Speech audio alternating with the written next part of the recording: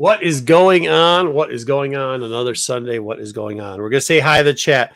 We got a lot of news. Obviously, probably if you read the chat, there's some RIPs that we got to talk about. Dom's got something on that he's going to push off his dome, so that should be fun. I don't know why we're going to review novels. Nobody here cares, but 3 of us read the novel, or I guess you could call it a novel because it's not really a novel, but we read whatever book Wayseeker made us read this week. We'll review that. And we'll tell you a little something. I thought people knew but didn't, so it's kind of like a secret, but I guess it's not. So we'll talk about it. Maybe a way that you guys are going to be able to get some of the ratios that you maybe missed out or were too expensive at your time a little bit cheaper. So, all right, let's say hi to the chat. GT Key Comics. Hi, thumbs up. Laughy, smiley face, cry. The aliens beam you down, aliens beam you down, aliens upon their imminent arrival, aliens beam you down, aliens beam you down. We will all be enslaved eventually. Beam me down. Aliens, beam me down. Aliens. Okay, thank you for that, GTK Comics. That's wonderful, I guess. Hey, it sounds like what's going to happen. I can't believe you read all those. Is that a new form of like not Braille? What's the thing they do with the code? SOS.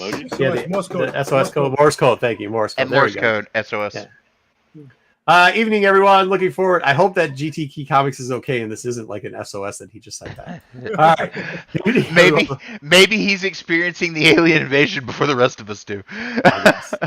Evening, everyone. This is where I'd want to be if there was an alien invasion. So Really?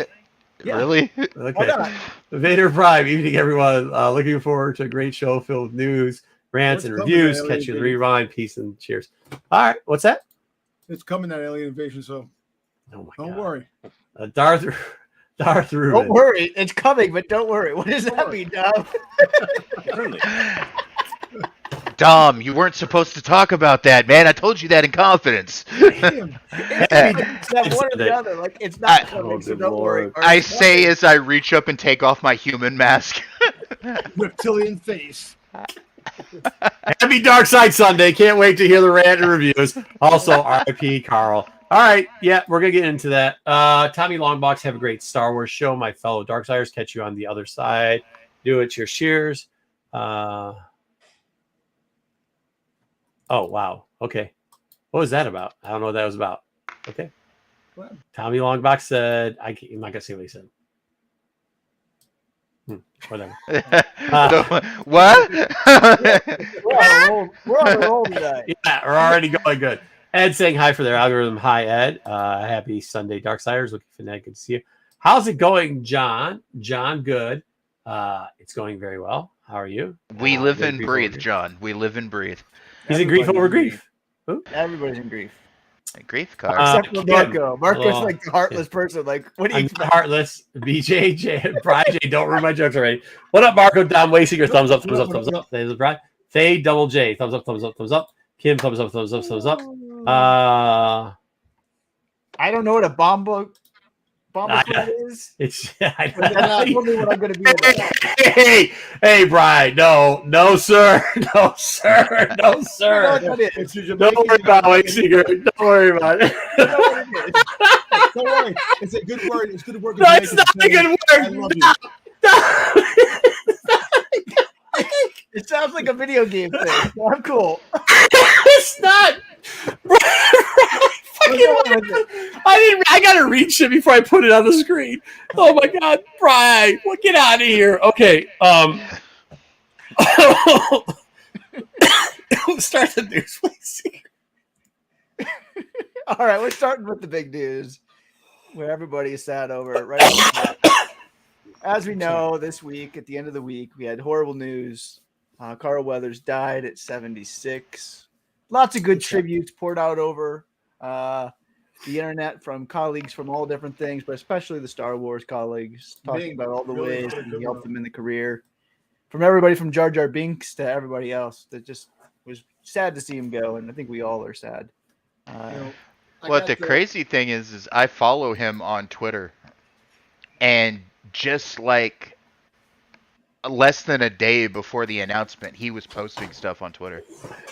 Yeah. Or his agent was posting stuff on Twitter. Yeah, one of my followers on Instagram, I was working and texted me about this, and I was like, get out of here. I was like, really? I'm like, you got it. And then when all of a sudden it started flooding the Instagram with all the rest in peace things, I'm like, damn.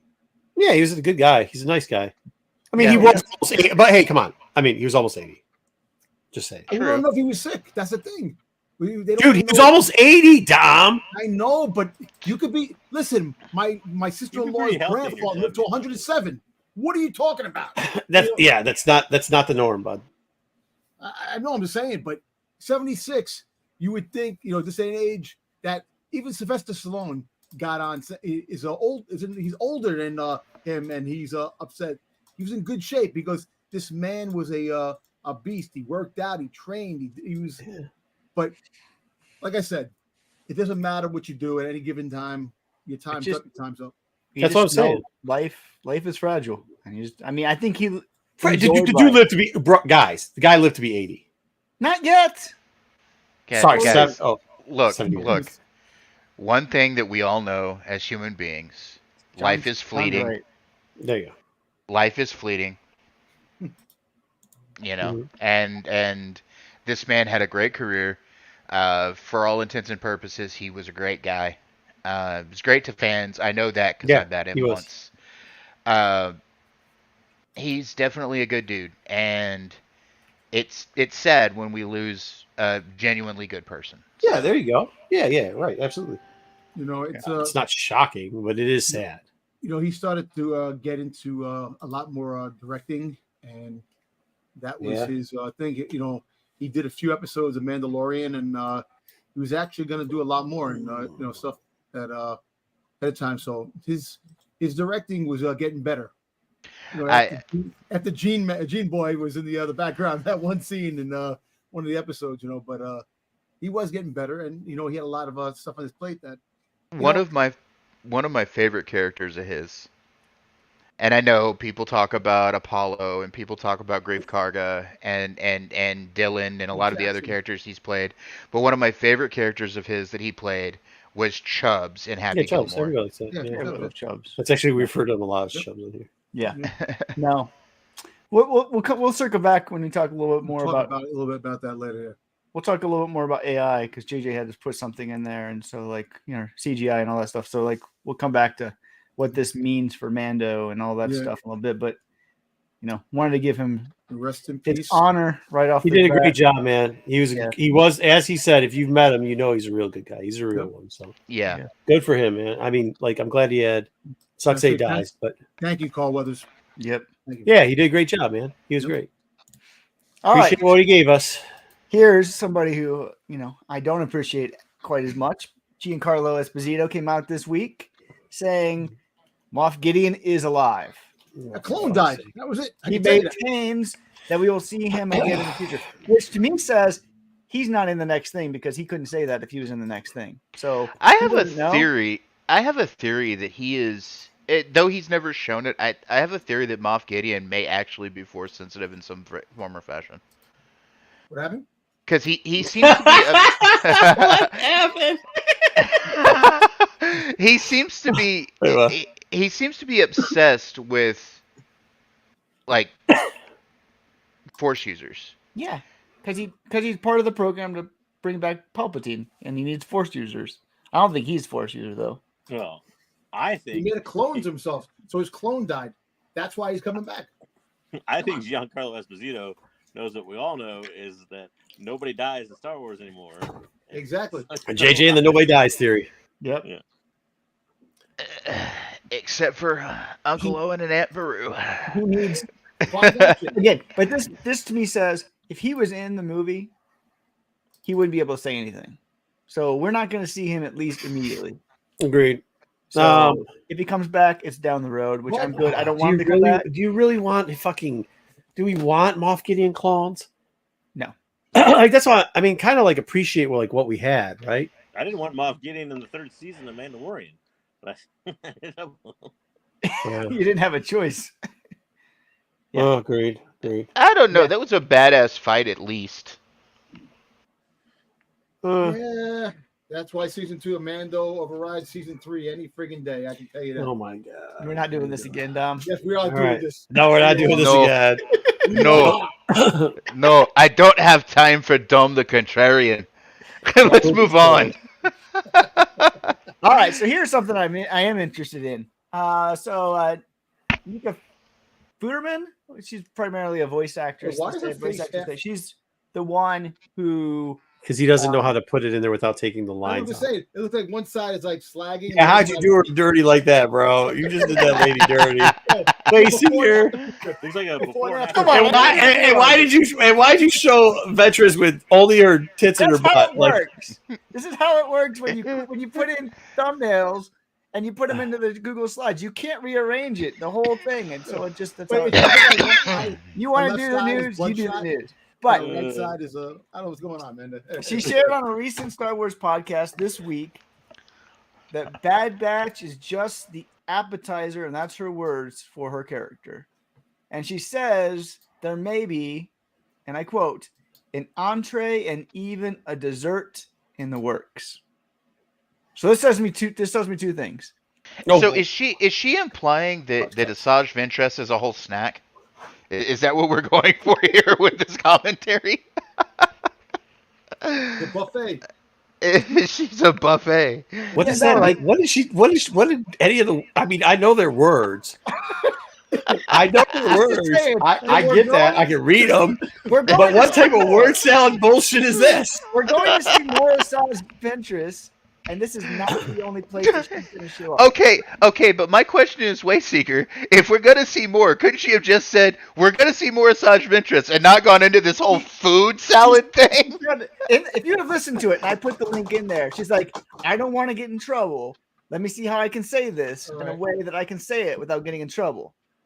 Right. You know what I So see? she did use some word salad. Here goes Dom. Yeah, she'd use 100% use word You salad. know what I see? What? That after her appearance in Bad Batch, Marvel's gonna introduce a limited series, her 5-part limited series of Adventures. That's gonna come out sometime towards the fall, guaranteed.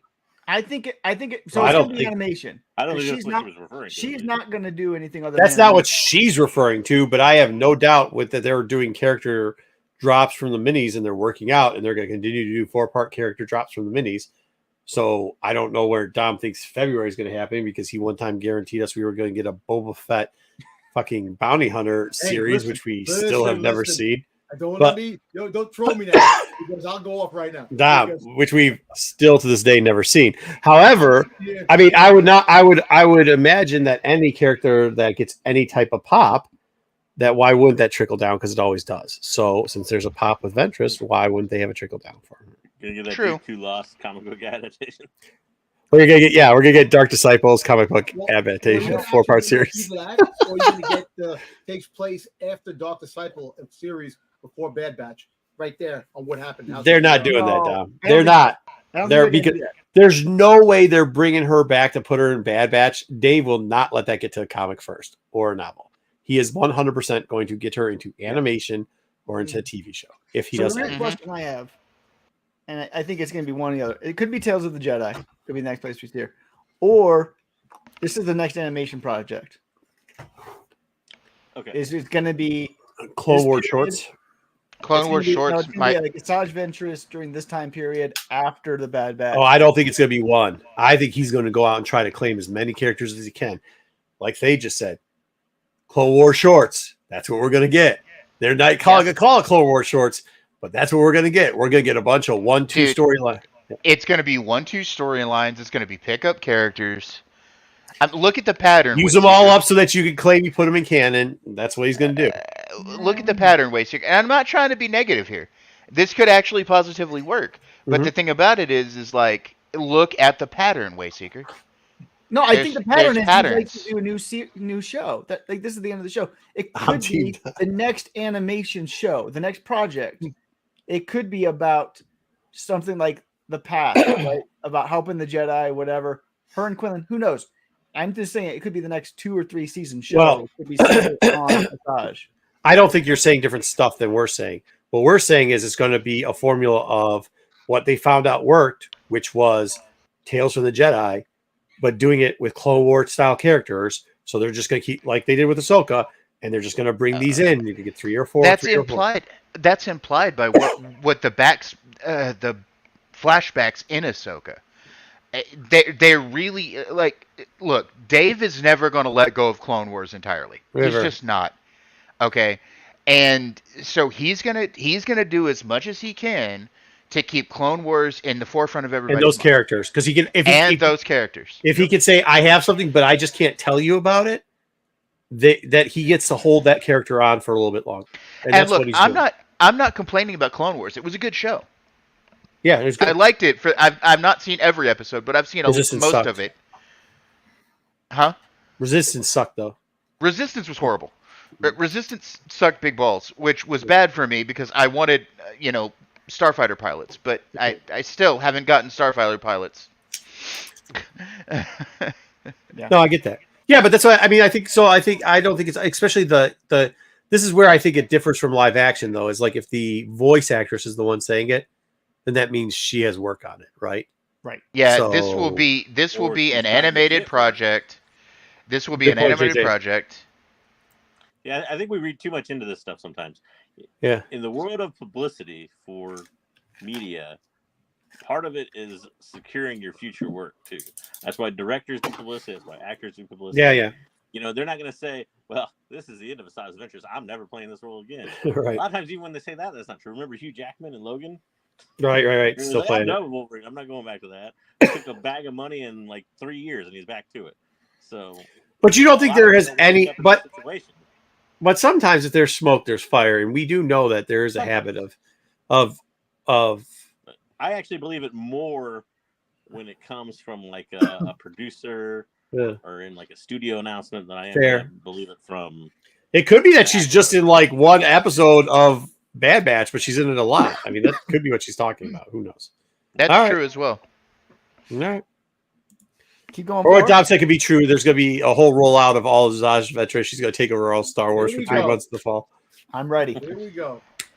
Ahsoka season 1 is getting a comic adaptation. It's The announced. fuck These are happened to covered for Sabine? Number 1. They start in July. I All right. am not a fan. Before we get to that, Dom, let's just talk about this. I like the first cover. I do not like the first cover at all. I hate do. that first cover. The Nakayama, the Hera looks awful. I like the hair going flowing in the wind. I like that. Don't tell me you Just like the lightsaber. second cover. Who's the second cover? Woo, that's your favorite. Oh, That's shit. Sabine. That's Hey, Ro. you miss every once in a while. I like because I just saw another Woo cover. I was going to promote it, but I was like, man, everybody's going to think I'm a Woo There lackey. goes Shin and Balin right there. First comic cover appearance is right there, unless it comes out first, whenever it comes out. Boom, See, right there. Ahsoka is way too provocative and trying to be something she's not. This is how she in the show. She has arm cross. She never has like her chest out standing like that with 2 lightsabers. Like this, that is totally not realistic. The last cover is kind of dope. Who did the last one? Wait till I see Rosario Dawson in. We're worried about realistic comic covers now. Yeah, I What? know I am. But I Who don't did the know last one? The last one's one. the best one. Who did the last cover? Magistrate. John likes the one on the left because he likes. Is it Yeah, Noto? Dom. It looks a little bit like a Noto. I- It does. Yeah, I remember. I like Yeah. Happy. Yeah, the middle one sucks. Unfortunately, middle one- that sucks because I love that artist. She does a lot of good work. This But is the first of 3 of many covers. hey, but you know what? Ugly covers are selling right now, so maybe she's just on top of it. Maybe. All right, now I got a bone to pick. So you Timmy, let him drop pick this it. first. Where the fuck is goddamn Book of Boba Fett? Nobody likes that show. Listen to me. I'm gonna look. I know nobody likes it, but the fact is, These are stupid. Obi-Wan was disliked too. They got. But here, you want to know why? You want to know why they're doing it? You want to know why they're doing it? Because of something you just said 2 minutes ago. You know, that's Balin and Shin's first cover. Yeah. So if they can do new appearances, they're not stupid. They pay attention Also, to what's selling because of that. So they're gonna sell suckers like you this bullshit. You tell me what you're gonna sell in the Book of Boba Fett. Listen, Scooter kids? Huh? Marvel better get off their asses and friggin' make the Book of Boba Fett. I collect Dom, Fett they're never gonna covers. make that. I don't give a shit. It's never Dom, happened. you have done it Well, to they yourself. should. You've done it to yourself. You get suckered into buying Wait, these shit ask ass yourself- books. Real quick, ask yourself what you're going to get out of a Book of Boba Fett adaptation. You're not going to get the first. Well, you got him You're going escaping to the get the Sarlacc. first moped group. And the Oh, the first hell with that. Thundercat, the Boba dude- Fett I don't think it's escaping saying the hi. Sarlacc. That was a big part of that. That was the big Yeah. part, him escaping the Sarlacc, and the only person that ever escaped the Sarlacc. So, cover of that coming out of the Sarlacc, it's bullshit. That they Yeah, skipped- this is no, Dom. It's bullshit. What you say is great to buy, like covers, because it's got somebody on it. They cannot. You're not going to get Book of Fett because you cannot sell it. Here's the thing. No. How are you going to sell it? And you already knew he escaped the Sarlacc. And Yeah. it's not, It's not like it's The last surprise. one, Marco, is Durisma. Okay. oh, Jan. Hey, Mark. Yeah, there's no. it's just. But I'm really- just saying, like Dom, like no, just tell me, please tell me, because you're the guy that just came out 2 minutes ago, and I'm not trying to be a jerk. You're the guy that came out 2 minutes ago. That first one's sweet because it's going to have Shin and Oh, by the way, what's yeah, his you're name? not trying to be a jerk, Marco. You are. Yes, No, I'm not. I just naturally won. I just naturally won. But what I'm saying is, you're the guy that just pushed that narrative. Okay, cool. Sell me on why we should make a Book of Boba Fett then. If that narrative of these characters' first appearance showing up on the front is going to be there, please, I'll give you 4 books. Which one of the Book of Boba Fett's going to sell? Well, look. Well, the whole fact is that you're making comic that. Where's the Andor? Andor's a comic adaptation. Andor's not going to be a comic. There's nothing. Once again, falls to Boba Fett. You can't turn Andor into comic. Come on, man. It was a great show, but what first appearance in Andor are fucking people dying over? Friggin' Luthen. No, I don't think He's a great- there's not going to be an Andor comic. Probably there's not going to be. I'm sorry. What? You had to go down into the bucket to pull a Luthen first appearance? Even But if it's a great you character. want those, you can't turn Andor into a comic because Andor is so complex and it has so many storylines. It doesn't fit in comic. Again, Well, this tells you about here's the the other thing. complexity of Andor You have to compared to realize the why complexity Marvel of does Ahsoka. You can turn Ahsoka into a comic book because Ahsoka is not nearly as complex as Andor. Like, not even on the same realm of TV shows. It's also incredibly cheap for Marvel to do. Like they probably, I don't know who writes these things, but they probably get paid like the minimum a comic writer does. I don't know what their contract is, but you literally have to write. It's like shot for shot from the show. You hardly have to do any actual. And they don't even they don't even pay artists. Like they pay a I'll be honest, I don't- 5-year-old to do the art. I don't think I've ever opened up one of these books. Listen, they're doing frame for frame from the show. So why can't they do the Book of Boba Fett? Hey, I got an don't idea. want What? to. Hey, hold on, Dom. Instead of that, why don't we get rid of all these TV adaptations and spend money on a little bit better paper, and we get a little bit better covers, and we get a little bit writer, and then we reduce the price overall of books so that we can make them a little bit more accessible to people. I like that idea better. Well, Go ahead, JJ. I think they like for these. I'd rather have them do these types of things as trade. To be honest, like just a trade. Yeah. Nuts. Wait, hold on. Wookiee Fanatic got Dom. Damn it, Wookiee Fanatic. I don't even want to read this because Dom's going to hate me for it. But just I didn't say it. Marco, you're looking at this all wrong. They can sell it as the first appearance of Fat Fett or Old Man Fett. Dom will hate it as well as the rest There's of us. not even There the you first go. appearance of that. He was in the Mandalorian comic. Ring the bell. It's a joke. Either way, it was I'm funny. just saying the fact, it's stupid to skip that. That was part because Obi-Wan series was disliked a lot too, and they made the comic adaptation right away. It's not about how much disliked it is. Again, I think it's also Marvel telling you and Star Wars telling you what series are important to them. And I think they're trying to distance themselves from Book of Boba Fett. I don't think Filoni cares about Fett at all. This is where I had a real question about this. Like, Yes. if we see Disney, they're purging content because it doesn't make them money. Anything that's not making them shit, this is money, setup. anything that they don't need anymore. Here comes the setup. Are we going to see Book of Boba Fett kicked off and purged from Disney Plus in the near future? That's my real question. That's what this says by skipping it. They want nothing to do with it. What's It is being? Not a holiday the special. world. Wait a minute. I got a question. What's being purged from Disney Plus? They purged a bunch of movies. They purged last year. They purged Willow. They purged they just purged 80 things in January. Yeah, but that's not how they're doing it. They're doing that's how the new streaming meta is. They're not purging. It's not gone forever. Basically, what streaming I has think been they are. doing. They're writing it off. They're writing it off. No, look. Here's the thing, Wayseeker. This is how streaming has worked, and I know this because I've researched it. Yeah. Streaming will basically what they do is it's called the shuffle, and they shuffle it between different streaming services. They're not going to do that though. They already said like Dang Willow's done. Willow's never coming back. Yeah, but No, they're not making a new one. No, hold on. What They're they said not was making a Never new coming one. back because they wrote it off. Because they wrote it off. They're it's not gonna be making a network. new one, They no. But they aren't even able to put it back onto the streaming service. you wouldn't let me finish, Wayseeker.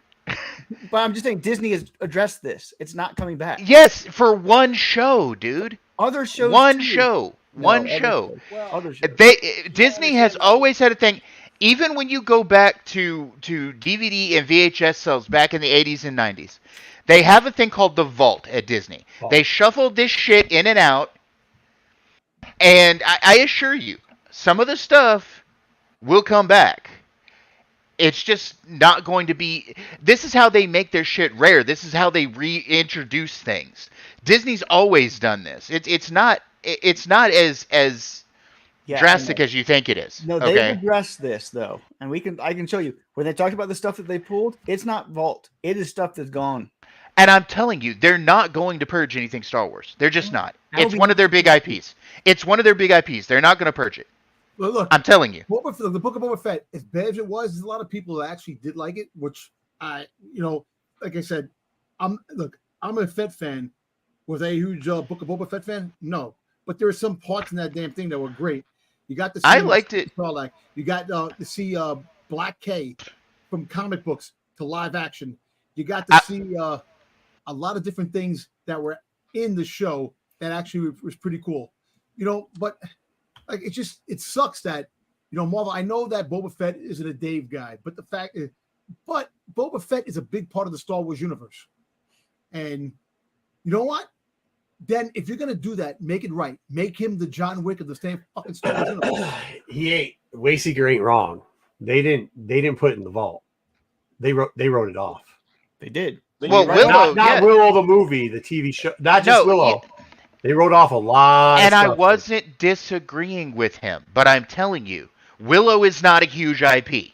Yeah. Okay, Star Wars and Marvel, they're not going to purge anything from them anytime soon. Hold on, they're just not. I think we're getting confused. It wasn't Willow the Willow movie. It was Willow the TV show that they just did because there are time limits on your purges. I know. Also. I remember that, Marco. That's not what I'm saying.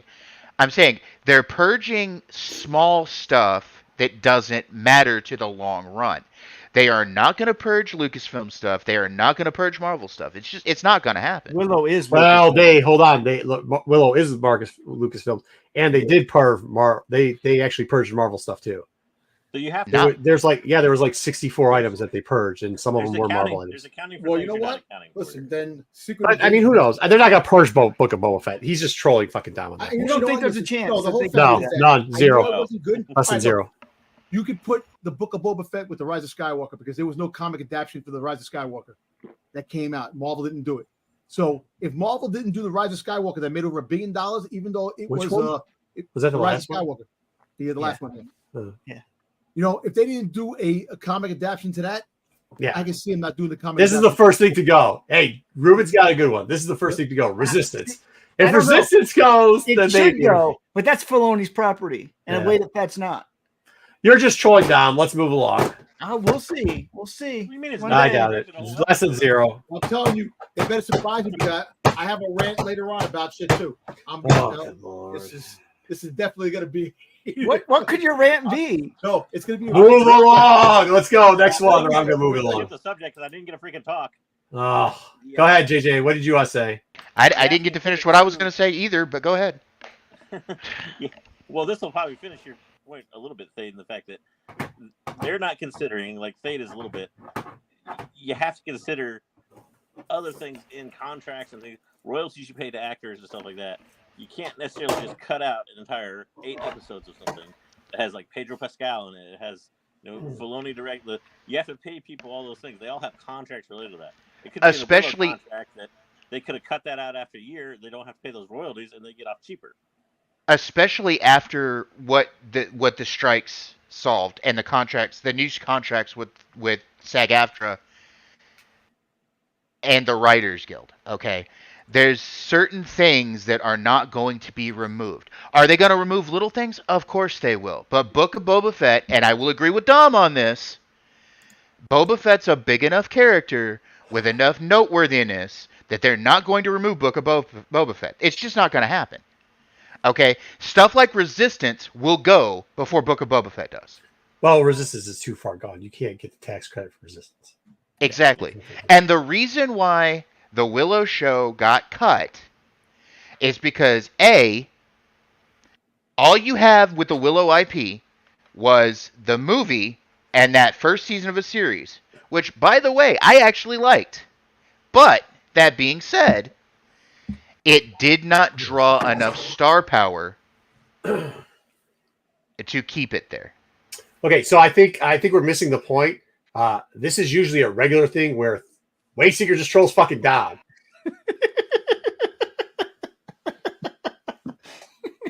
All right, next up. Marco hit that one right. All right, Wes Chapman shared his thoughts on Captain Enoch and his future. I actually like Wes Chapman, but I don't care about Captain Enoch at all. But he is really excited about this character and his future. And he says, clearly they have big plans for him. Every news story is the same. What? The character talks about a character, and the actor talks about their character going forward. And then we speculate over whether or not they're going to do something with that character. Yes. But yeah, I think breaking the fourth wall today. We are. This character wasn't done well in Ahsoka, and I don't care about this character. This character was just created to sell toys. Like that's it. Looks like 85% of characters in Star Wars. Exactly. Okay. Didn't we just talk about a couple episodes ago that we get way too many Stormtrooper toys? I mean, this is basically just a Giga Stormtrooper. Okay. Dom, would you like to interject something? Not really, but the fact is that I know that since this is Filoni's baby project, we're going to be seeing a lot of Enochs in the future, and Thrawn, and Ahsoka, and all these characters. Because, and you know what? And I'm thinking, since Boba Fett wasn't put in Mando season 3, yes, they don't want Boba Fett. So I'm tired of this shit. Go on, move to the next one. It wouldn't shock me if Enoch's helmet ever comes off and if he continues on in Ahsoka and it's a fucking clone trooper. Okay, that's the kind of it's gonna be Moff Gideon. It could be. It could be. This is the weird mind bending bullshit that new Star Wars does. Okay. It's gonna be. Wow. Moving on. This one is for JJ. This one is just for JJ. JJ wanted to troll everybody tonight. You see my face on this one? What do I do with my life? Bill Walton this week during an NBA game while he was commentating talked about not only how he auditioned for Chewbacca, but claims that Chewbacca was actually modeled on his looks. Take it away, JJ. I had Wayseekers put the story in here because for too long, especially if you watch West Coast college basketball at all, I know Star Wars fans don't always get involved in sports, but for too long, Bill Walton has terrorized people that watch college basketball with his god-awful commentary. Agreed. He just goes on bizarre tangents like he's high as fuck or something. Agreed. I literally saw one Arizona game versus, I think it was Kentucky or somebody one time, where he literally spent 10 and a half minutes talking about saving dolphins. Agreed. Not only that, it also fucking worse. Also the worst when he has to talk about his son coaching basketball against the Pistons. Just fucking horrible commentary. Just all around stupidest shit I've ever heard in my life. And completely wrong. You would, if you actually didn't know he was related to the kid who was coaching him at the time, you or playing on the team at the time, you would not know this guy knew anything about basketball at all. You would actually think they brought in a Dom to discuss shit on a basketball court with Dom never seeing a basketball game before. Absolutely. Yes, I agree, JJ. Very good. Plus, he looked like the Michael J. Fox character more than he looked like the... Can I say something before we go too much further past here? Please. And not on this subject. I don't care about Bill Walton. But the subject before, and this is where I was trying to get to with it, but I got railroaded by Wayseeker. The way streaming works is sometimes the streaming services license out to other streamers to make extra money. We Okay, all know that. and this is in an article. Well, I don't think Wayseeker knows it He does. because he actually actively argued with me a minute ago. The majority of titles that have been removed will eventually be re-added to Disney Plus once the existing contracts with Starz, Netflix, and HBO have expired. Right. Again, it's the vault thing, but instead of the vault this time, it's moved to other streaming services because this is how streaming services make money off of each other. Yeah, I get that. But Disney But Plus created content is not something that they have to worry about royalties or put anywhere else. Now, will they maybe license that stuff? That's something Wayeeker was talking about. There's something that they've looked into, which they said they will never license Star Wars and Marvel because anything of else. the old deals that they used to have. And yet Marvel, some of the Marvel movies have been shifted to other streaming services like HBO Max. I'm Not telling for you, me. it happens. Again, this is exactly what Iger talked about. So their content that they make as Disney, some of the content we're getting off limit here wasn't made by Disney. But anyway, we're moving on. Here we go. Ruben, this one's for you and me. This showed up This is at not the the park this stupid week. thing. This is the stupid thing you bought? Yeah, now they have a light side version, an Anakin Skywalker one. You can't buy it Oh online. my You can god. only- You can't even fucking put water in it, dude. You can only buy it at the park. So you have to go to Disney to buy the light side water bottle to go with your dark side bottle. So, sorry, Ruben. You have to go to Disney to complete your collection, just like I do, so I can get my light side water bottle to go with my dark side For bottle. those people that didn't see this, it literally is like Water four. like water, like 10% of it. Yeah, how much is it? 4 ounces? You get 4 out. You got to carry around. 12 ounces. You got to And carry it's around a big thing. 20-pound fucking item to Yeah. carry 4 ounces of fucking water. Like, That's right. That's right. no, you don't need All I this. know is No, they- you don't need this. You don't fucking. Nobody I fucking told needs you. this. I am not trolling Ruben because I got one. But you got to go to Disney. Nobody They're needs saying it. maybe Nobody not. needs It's going to come to Shop Disney. I'll keep you updated. If It's going to be on Shop clearance at Disney. Shelf Disney. It will, 100%. But right now, it is only available at the parks. So there you go. Just to update you on the water bottle select, content, because everybody cares deeply about that on this show. Yeah, one Moving good forward. sip. That's all you get about that. Nobody cares about those Wayseeker either. Nobody gives a Moving shit. forward, we found out this week that Star Wars Outlaws will only have one ending due to canon reasons. They say, the reputation is going to greatly affect your gameplay options, but everything will ultimately merge into that one ending. And so we'll see. Okay, How's that so going? it's basically going to follow the same path as Jedi Survivor, Fallen Order. It's going to have a set story, but there's going to be different ways you can influence set story, just not as openly as things in the past. Yeah, Your it's own gonna be. adventure. I think it's gonna be more open than Jedi Survivor, but it won't be like a true open world game because you can't. With Star Wars is I didn't expect it to be. with Star Wars limitations, they can't do that. They specified this week that So This isn't the days of Star Killers games. You know what I'm saying? It's just you can't leave that open. What the fuck is going on today, dude? Oh my listen, we got this bad thing. Butts are covered, faces are covered. you can't even have like a dark Revan and a light Revan anymore with like two endings. But See, how long is it going to take to make any of these characters that are new in this video game into figures or Funkos? who cares? You know what would be Wow. cool though? Speaking of Dom, you know what would be cool though is if they actually did comic books instead of out of all these stupid adaptations, they would have done them out of video game adaptations. It'll be That about, would have been a lot probably cooler. be about a year.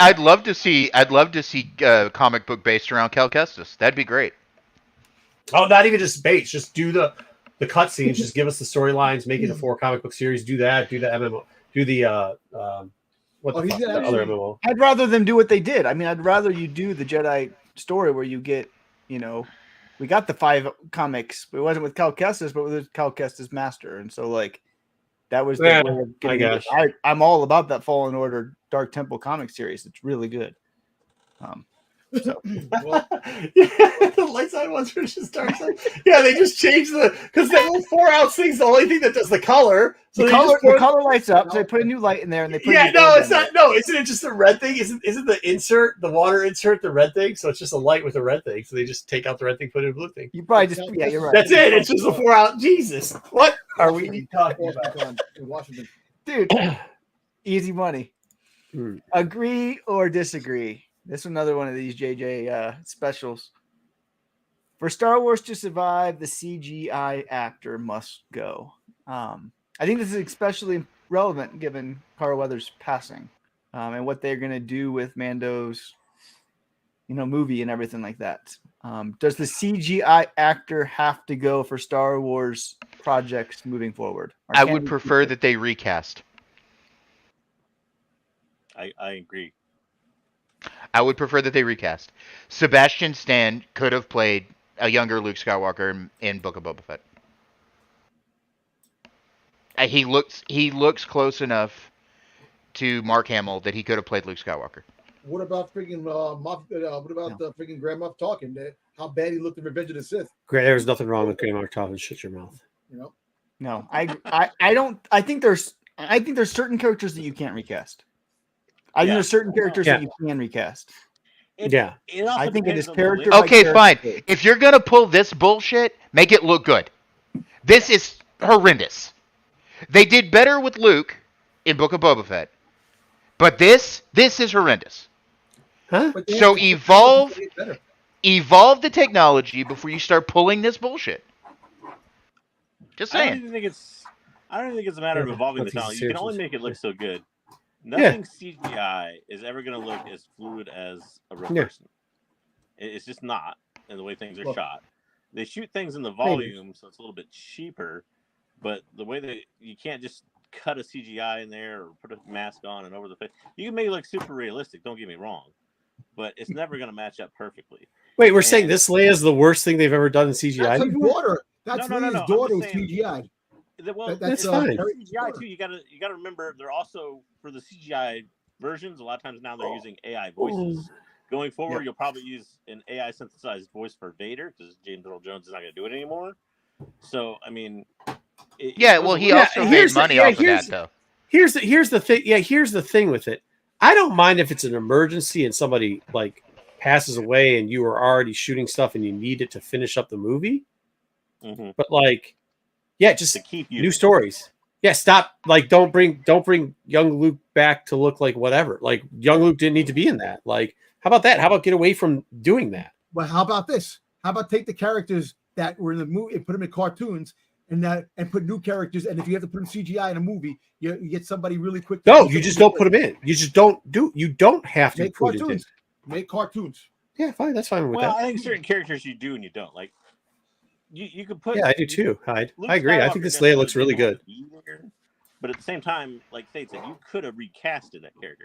Like to me, the thing is, and I completely agree with Marco. Like if you need to for this or something, you're in a pinch. For the small. Okay, but like, why do I need 3 episodes of weird-faced Luke who talks with a robot voice? Yeah, we didn't need that. For the small amount of time that Leia's character appeared in Rogue One. They could have recast it, touched up the person's face a little bit. She's in a few frames, Wayseeker. I get that. It doesn't. Yeah, I disagree too. Yeah, no. There's certain characters that you just don't recast. Yeah. For a couple frames, just do the CGI. Do the CGI. That doesn't make any difference. If you're gonna do if you're gonna do the whole Luke thing, just don't do the Luke thing. If it's for like this, like I mean, even I think the chat's saying like this isn't a bad CGI. I mean, like we understand people pass away. Like this was just a picture with the article. I don't think it was. But like the Tarkin ones, I didn't have a problem with the Tarkin one either. It wasn't as good, but it's obviously it's going to change. Like doing it actually changes technology too. So I mean, I think it's two different things. If we need to spot use it for somebody who passes away, okay.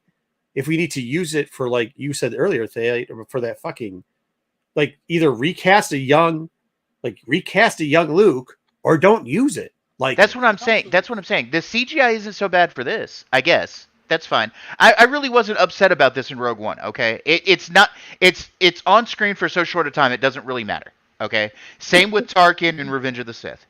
Okay, But they should have recast Luke for the scenes in Book of Boba Fett.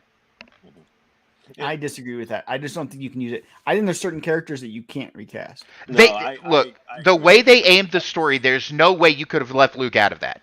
Well, you should have brought Luke back. You could have just never brought him in. Yeah, you just don't bring him in. You don't bring him in at the season end of season 2. You just never bring him in. Like, even if you don't have an actor that there's an exact double, there's a creative way to shoot it from certain angles where you don't necessarily see a clean shot of their face. Yeah, this is a point too, Hyde. I was going to try to get to it, but we went an hour and a half on streaming services. So, yeah, I mean, like you got to remember the Tarkin thing, although great at the time, obviously does not age well. But like if you don't use it, it doesn't get any better. You know what I mean? So exactly. And eventually, the CGI faces will get a hell of a lot better because they use it. And I'm going to be okay. Like in the Mando movie, they're going to have to rewrite stuff. So we'll see if it gets delayed or not, or what that does.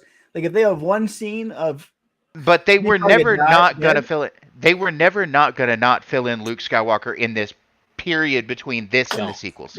That was going to happen. It was going to happen anyway. They also have I'm just saying around recasting actors who passed away. And now Luke was an exception. Like I think Mark Hamill would have been fine if you recast his role. He's not gonna. Young Luke can't. Yes, young. Yes.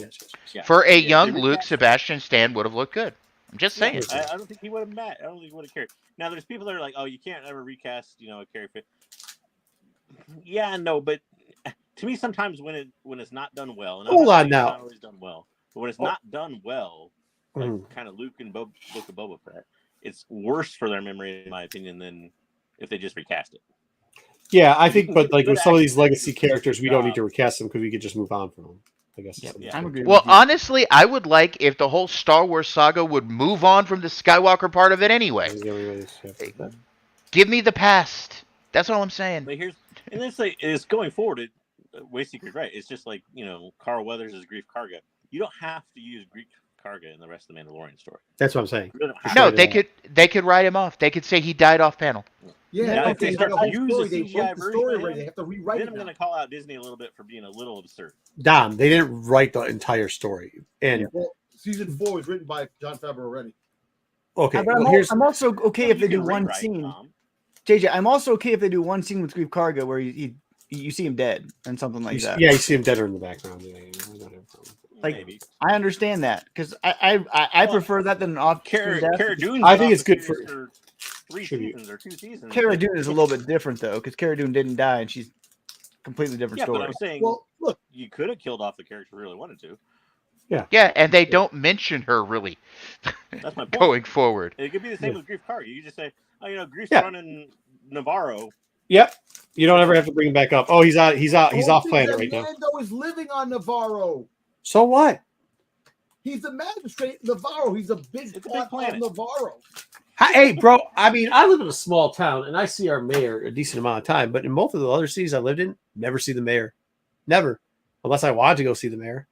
And even this one, I don't really have to see her unless I want to see her. I don't think the movie's going to take place just where he's living there. I hope not. Good Lord. Yeah, that'd be boring as shit. Well, he's living on the.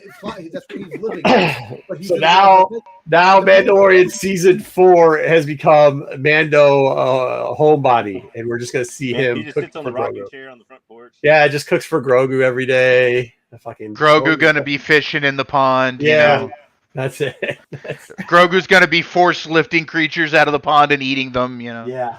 Hell, Mando doesn't even have to cook for the little guy. He eats them raw. It's a shame. They probably had a whole big story. He could have had a big story with it. We don't know. We don't know what the script was, but we're gonna have to go back. It's gonna be a bitch now. This is to push things back even further because they have to rewrite. It really won't. No, it won't. Tom, it won't. Rewrites happen all the time. I guarantee you, by the time they're done with Favreau's original script, they were going to rewrite it 4 times anyways. And by the way, I mean, even with that series too, because they have such an ensemble that plays very minor pops and they just show up every once in a while. Even if you kill off the main character, if God forbid, I don't know how old Diego is or whatever. How do you say his name? The main character. Well, supposedly he's not even there 50% of the time. Right. Like, that's what I'm saying. Like, you could go, that show is the one show where literally nobody matters. You can, because you could just never have him take off the helmet again. Right. Yeah. So, I mean, you don't really need to run into. I mean, it sucks because Carl Weathers was a dope dude, but you don't need to run into Grief Karga. That's not gonna. It's not a difference. You've already killed Moff Gideon once, so if John Esposito passed away, you're good with that too. I mean, like, no, I'm not asking for some dudes to be passing away now. I'm just saying the whole fact. See, this goes back. That's what I'm trying to say about scripts and stuff like that. Should they have an alternate script in place in case something happens? It's so hard to come up with one script as it is, Dom. No, he's right. A lot of times they actually do already have alternates in place. You can't plan for characters to die. But that's what I'm trying to say. We don't know what's going to happen. And with Star I don't want everybody to die. I don't. I'm just saying, like, people die, and the older you get, the odds of you dying are more likely. You know what I mean? Lent is right down the corner. He's not wrong. He's not wrong. But no, I mean, some people you can recast. Like sometimes you have to recast. Going back, like Balin's going to have to get recast. I think. Yeah. But Grief Karga doesn't need to get recasted because Grief Karga is not important to like the narrative where they're going in the same way. So like that person can just die. It's a matter of they've got to get creative with writing sometimes, and they got to do rewrite. Okay, famous example: John Ritter dying. I forget, was it 8 Rules for Dating My Teenage Daughter? 8 Simple Rules. Yes. In the middle of the season, they had to change the entire season and write it, and then they went and did another season after that. So wait, hold on, chat. Are you guys calling Ram, the character from the High Republic, a Pete? Are you calling him a chubby Pete? Is that what we're doing? That's what they're doing. That's exactly what they're doing. I don't know if they're wrong. I see now. Double J's like thing is, yeah, it's yeah. You're not wrong. You are not wrong. Look, I'm just saying the fact is that they're pushing things back and always, put this on the shelf for now, come back later. Don't have fucking time for this shit, man. But they're not. I'm getting up there in age myself too. They're not going to do that. It's Tom, what we just talked to Mark last week, and he told you the way you think production works is not how production works. No, but it sucks. Like, don't put things on the bottom. It's not happening. Put it out. We waited over 40 years for Boba Fett to come back, and now you're gonna fucking use him sporadically. Oh, this again. I'm sorry. I can't deal with this waiting shit. I can't.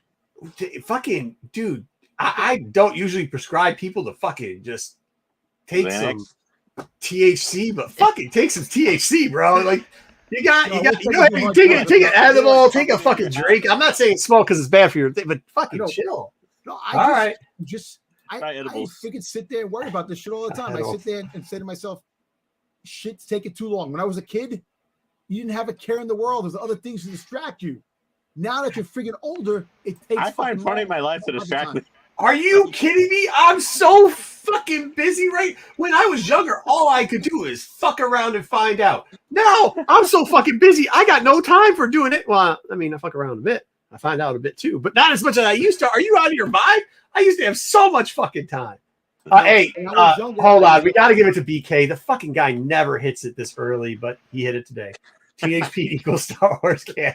Give him the fucking ring the bell. All right, go ahead.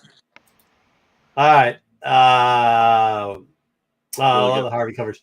So here we go. High school yearbook pictures really look just like that. It is. So we've got. I'm glad Wayseekers gone, so he can't tell us how amazing this fucking thing was with Dr. Afra 40. It was pretty much a recap of a bunch of other books that we've already had. They didn't even have the balls to start putting words and shit. They just left pages blank. And then started doing flashbacks of some of the worst fucking series like Dark Droids that we've ever seen before. She did find a Jedi Temple book, which is kind of cool. But it took like half the book to fucking get there. And then she's like, cool, I got this, but I'm stranded. And then, of course, Santa shows up for no fucking reason. And then they're like, cool, we're going to introduce the character. By the way, that was in the preview. And for some reason, though, we saw this character and we saw the outlines and the 3, and that it was going to have a new Afro book coming out.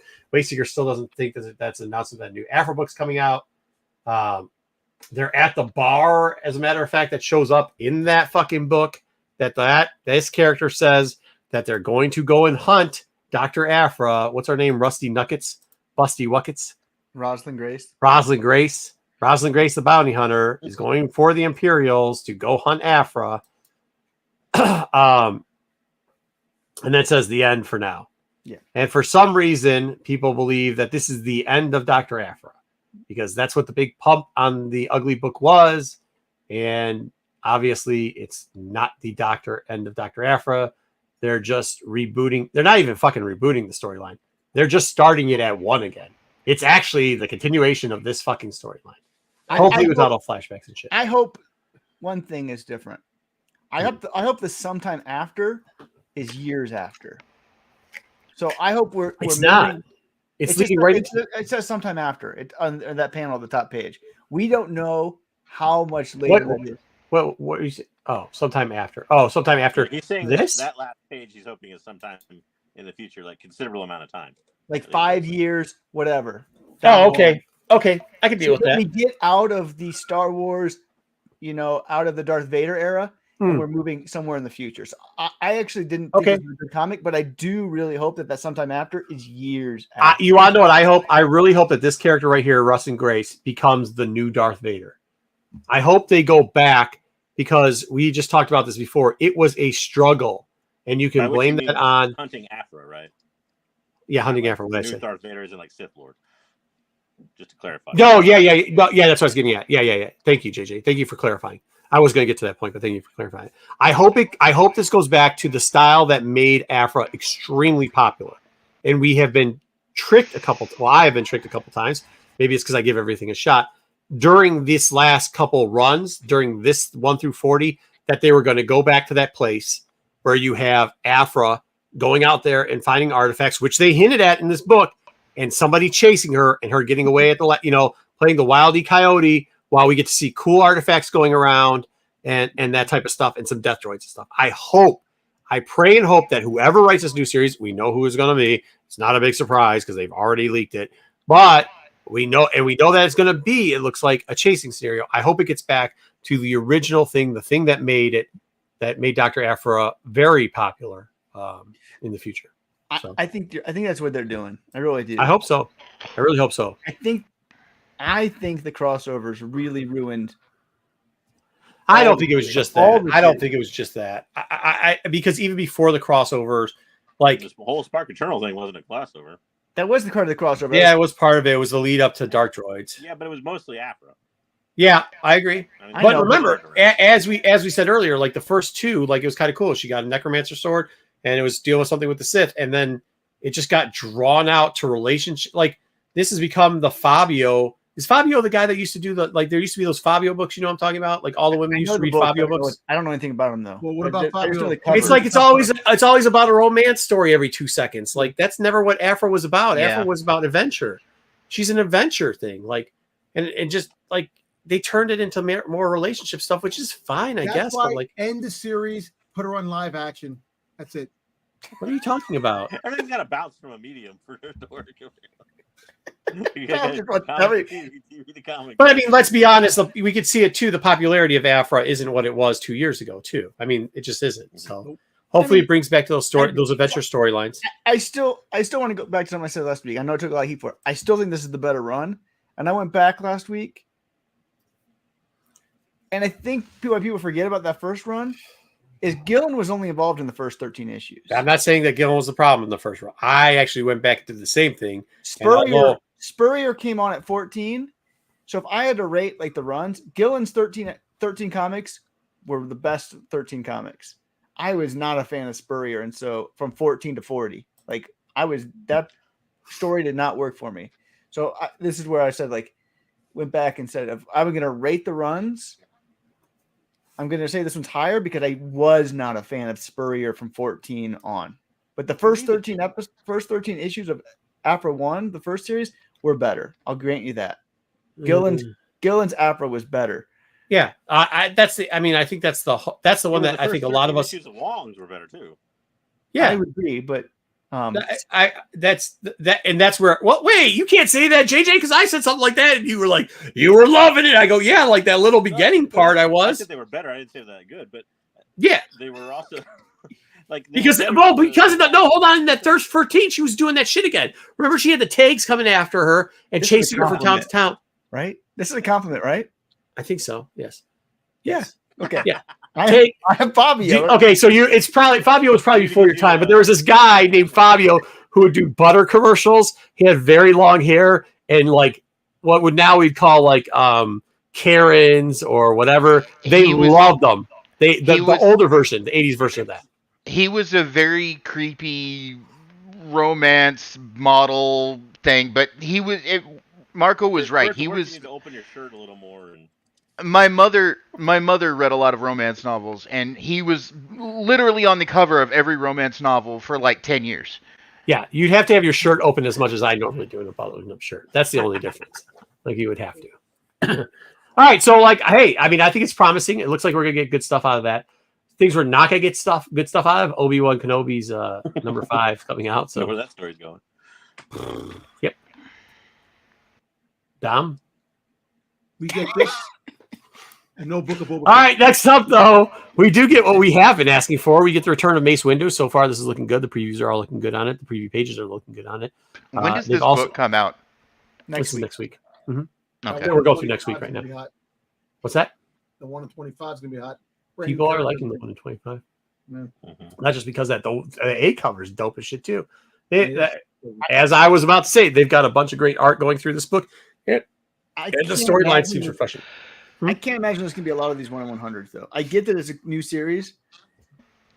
Mace Windu is popular, but Mace Windu, I'm not sure is popular enough for stores to order 100 copies of this. I don't know if that's going to be the truth on this one because he did show up in the preview guide and the story was getting remember, this is undercover Mace Windu.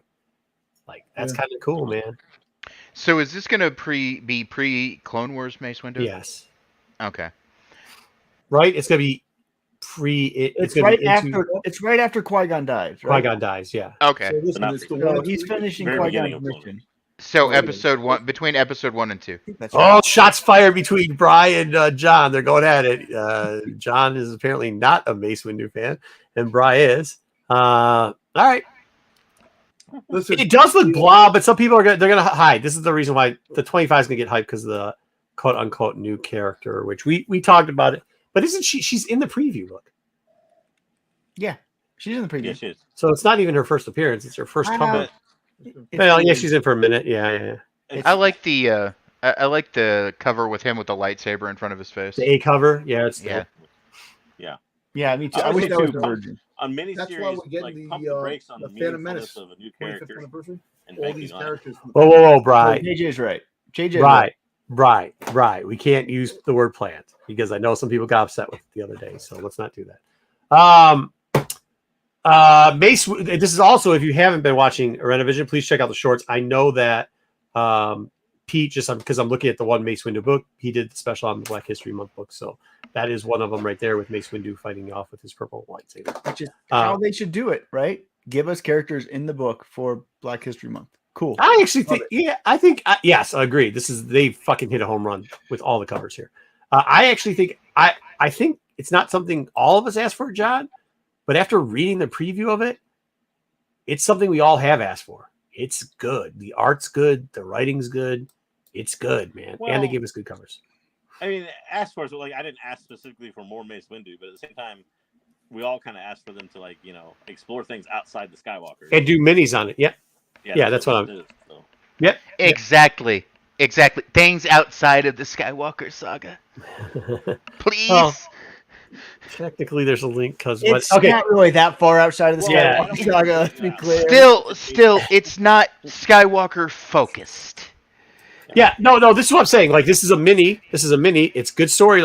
Like, if you're asking just for Mace Windu, you get Mace Windu. If you're asking for good storylines, focusing on characters, giving us a little bit of backing stories on it that are not named Skywalker, it's giving you that too. If you're asking for just minis, you're getting it. If you're asking for good writing, you're getting it. And if you're asking for good covers, I think you can argue that all these are good covers. Is Anakin going to show up in one of these? Yes, of course. Right after Qui-Gon died. He's going to show up. Yeah, he's showing. There will be a little. There probably will be a little Anakin showing up, but he won't be important to the story. I hope. I agree with that. Yeah, JJ, what were you gonna say? Why are we I just think talking it'll about probably be like who's? Obi-Wan training Anakin, quick like 1-page thing, and Yep. hopefully be done Agreed. with it. GTK Comics is all into aliens today, I guess. All right, FOC's talking about things we haven't asked for. The trial of fucking Lando. It's a thing, guys. This Now, is this a the 1 in tie-in? 25 is not cool. I don't get it. I don't get Is it. this a I don't get why we have tie-in? this comic, but I don't get that. Is this tying What- into the Boba main Fett should line, have been or the what's cover. the point of it? So there was a storyline previously to the end of Droids when they screwed everything up, and it's going back to remove all the stuff when they decide to take a break, because they decided to do the 2-part break where Luke, because I think they needed some sales for this, to be honest with you. My honest opinion is I think sales on this was fucking horrible, and they needed something to get higher sales. So they went back to do the 2-part Sith thing, like we told you they were going to do, a 2-part Sith thing on the crazy Sith that everybody went crazy for in the future. And this is going back to what they were doing before that. So it ties into the main line. Yeah, it is the main. Doesn't tie in. It That's is what the I mean. main. Like line. it's not like a. I guess my thing is not like a crossover. No, No, We're not gonna see like Trial of Lando and Vader. no. hopefully not.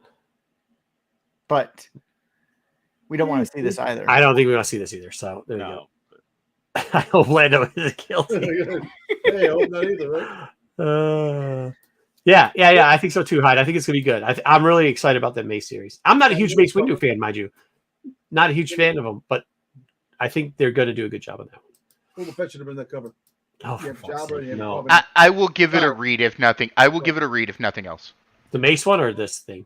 The Mace one. That I'm going to be That- forced to that read other- the Star Wars no. Lando shit, but I don't want to. All right. So here we go. High Republic, something I am looking forward to. Look at this fucking Laura D cover. You know who did that, Wayseeker? That's cool. Who did that? Harvey. Huh? What? Who did What'd the who did the wait who did that? Yeah, that's a good Har- fucking cover. It's Harvey. Harvey did that one. 125? Great cover. Yeah, that's a beautiful cover.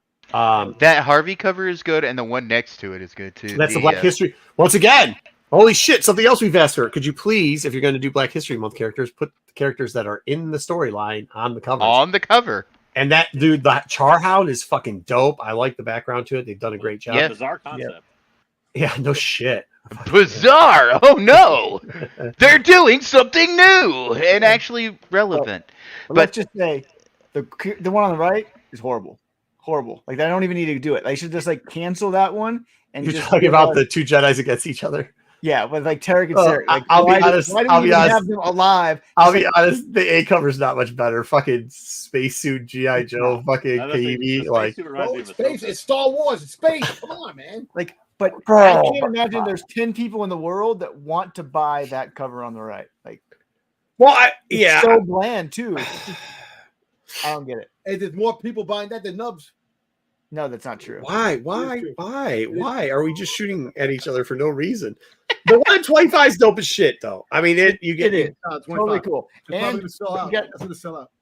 you got the next slide for another one cool one. All I have to say for the shots fired, That is I not- said across her nose, not up it. I think we're gonna get enough. Yeah, I think we're gonna get enough 1 in 25s because of this. It is fucking ugly, dude. Killer What is Croc. this? That is a Barabel, but it looks like Killer Croc. It's better than the last one. It's better than It's Tarek better and Sarah, better than Destro. silver one. Better Yeah, than yeah. Destro. I don't know. Destro does all right, though. To be honest with you, Destro does all right for some reason. I think people thought it was a crossover with Destro, so they've been buying that other 1 in 100. But yeah, no. Cool characters. Why are we doing this for the 4 1 in 100s? Yeah, no, the worst part is they started off fucking great. They gave us Because they Kiwi, connect. then they gave us Dude or Laura D, and then they fucking wait. What? We got Destro, and then we get Killer Croc. Like, what are we doing here? I'll be honest. Even the D cover was not very good. I like, Which is D cover. I actually like the 125. I like the Laura. No, oh, you're talking about the 1 in 25. no one. Oh yeah. Or you're talking about the 1 in 100 version of We're that. talking about the one. Yeah, no, but at least it's characters we wanted. I mean, art's Yeah, subjective, that's true. right? This is horrible. I mean, and unfortunately, it's going to cost you $200 if you want it to complete your set. Yeah. You mean That's you wild. had For a while, they've been a following shirtless fast. sphere that looked like Killer Croc? That wasn't on your wish list. No. No, absolutely not. I'll be. But what I mean, interested. it's I don't know if it was like the creature from the lagoon. It's fucking dope. Yeah, looks like a Bernie Wrightson reject cover. Yeah, John thought it was Darth Croc, and they don't even know that this is Skier. This is Skier. It's not Darth Croc. Sure, Like, Skier, supposed to yeah, Is Skier a Barabel? Hmm? It's one of the lizard people, right? be. Mhm. yeah. I believe the race is called Barabel, but No, anyway. is he? He's a Trandoshan. Trandoshan. Oh, Trandoshan. It's Yeah, he's a Trandoshan. Trandoshan. Okay. Yeah, never mind. Yeah, the reptile from. I mean, I don't know. It's ugly though. And ugly selling currently, so good luck. There is also we talked about last Talk week. about ugly. Yeah, second crypt number 1 That's is available. I'm buying it. I'm buying it because I have to for my Thrawn collection, but it's not pretty. Talk about ugly. But it's a different cover. Again, I am not gonna hammer them too hard because they gave us a new cover and not an interior panel. Not going to, and they're not trying to do the 125 game. So, Yep. but it's not no. great. Nate's right. It's not a Could great have been a cover. better cover, but I'd rather They're do making this. a cover. Yep. All right, let's talk about it. So this is an interesting book because I grabbed the Too High, Too Low, which actually happened to be about the 6 out of 6 sales was probably the top 4, and then the middle 4. This book we were talking about last week. We were kind of split. We said it's ugly. Saying ugly sells. I don't know. Well, I didn't know why. I didn't think this is going to be somebody buy this for $124.99. I still don't understand why somebody bought it for that. That's just out of Was pocket. that like a 9.8 like pre-order? I hope. Or- No, it No, was raw. it was just one random raw last minute sale, as it was ticking back down. By the way, too. But the 2 high sales are $124.99, one or an $88.59. The 2 lows were $50, which that guy sells all these 125s for $15 and $24.04. Yeah, I don't know. This one was on Go Collect's list. This is why it went up. And Go Collect said, because it's the last issue, there's not going to be many of them out there, and we think it's worth $100 to $125. Oh, I saw a decent amount out of there, and it's not really. Listen. It hasn't been $120 and $124. For last issue to matter to me, you got to at least make it to 50, at least. Even then, I don't think last issue matters that much anymore because it's just it's 99% chance it's a reboot. Well, this actually isn't really a last issue. They're just renumbering it with number 1. Like, That's what I mean. Like they're gonna go back and renumber to number 1. yeah, I mean They that's do it all just the time. It's Marvel. right. I mean that's just people need to make content, so they're saying, "Hey, last." I mean, what else was out? So, boy. That is high. That is high. high. You should not buy that.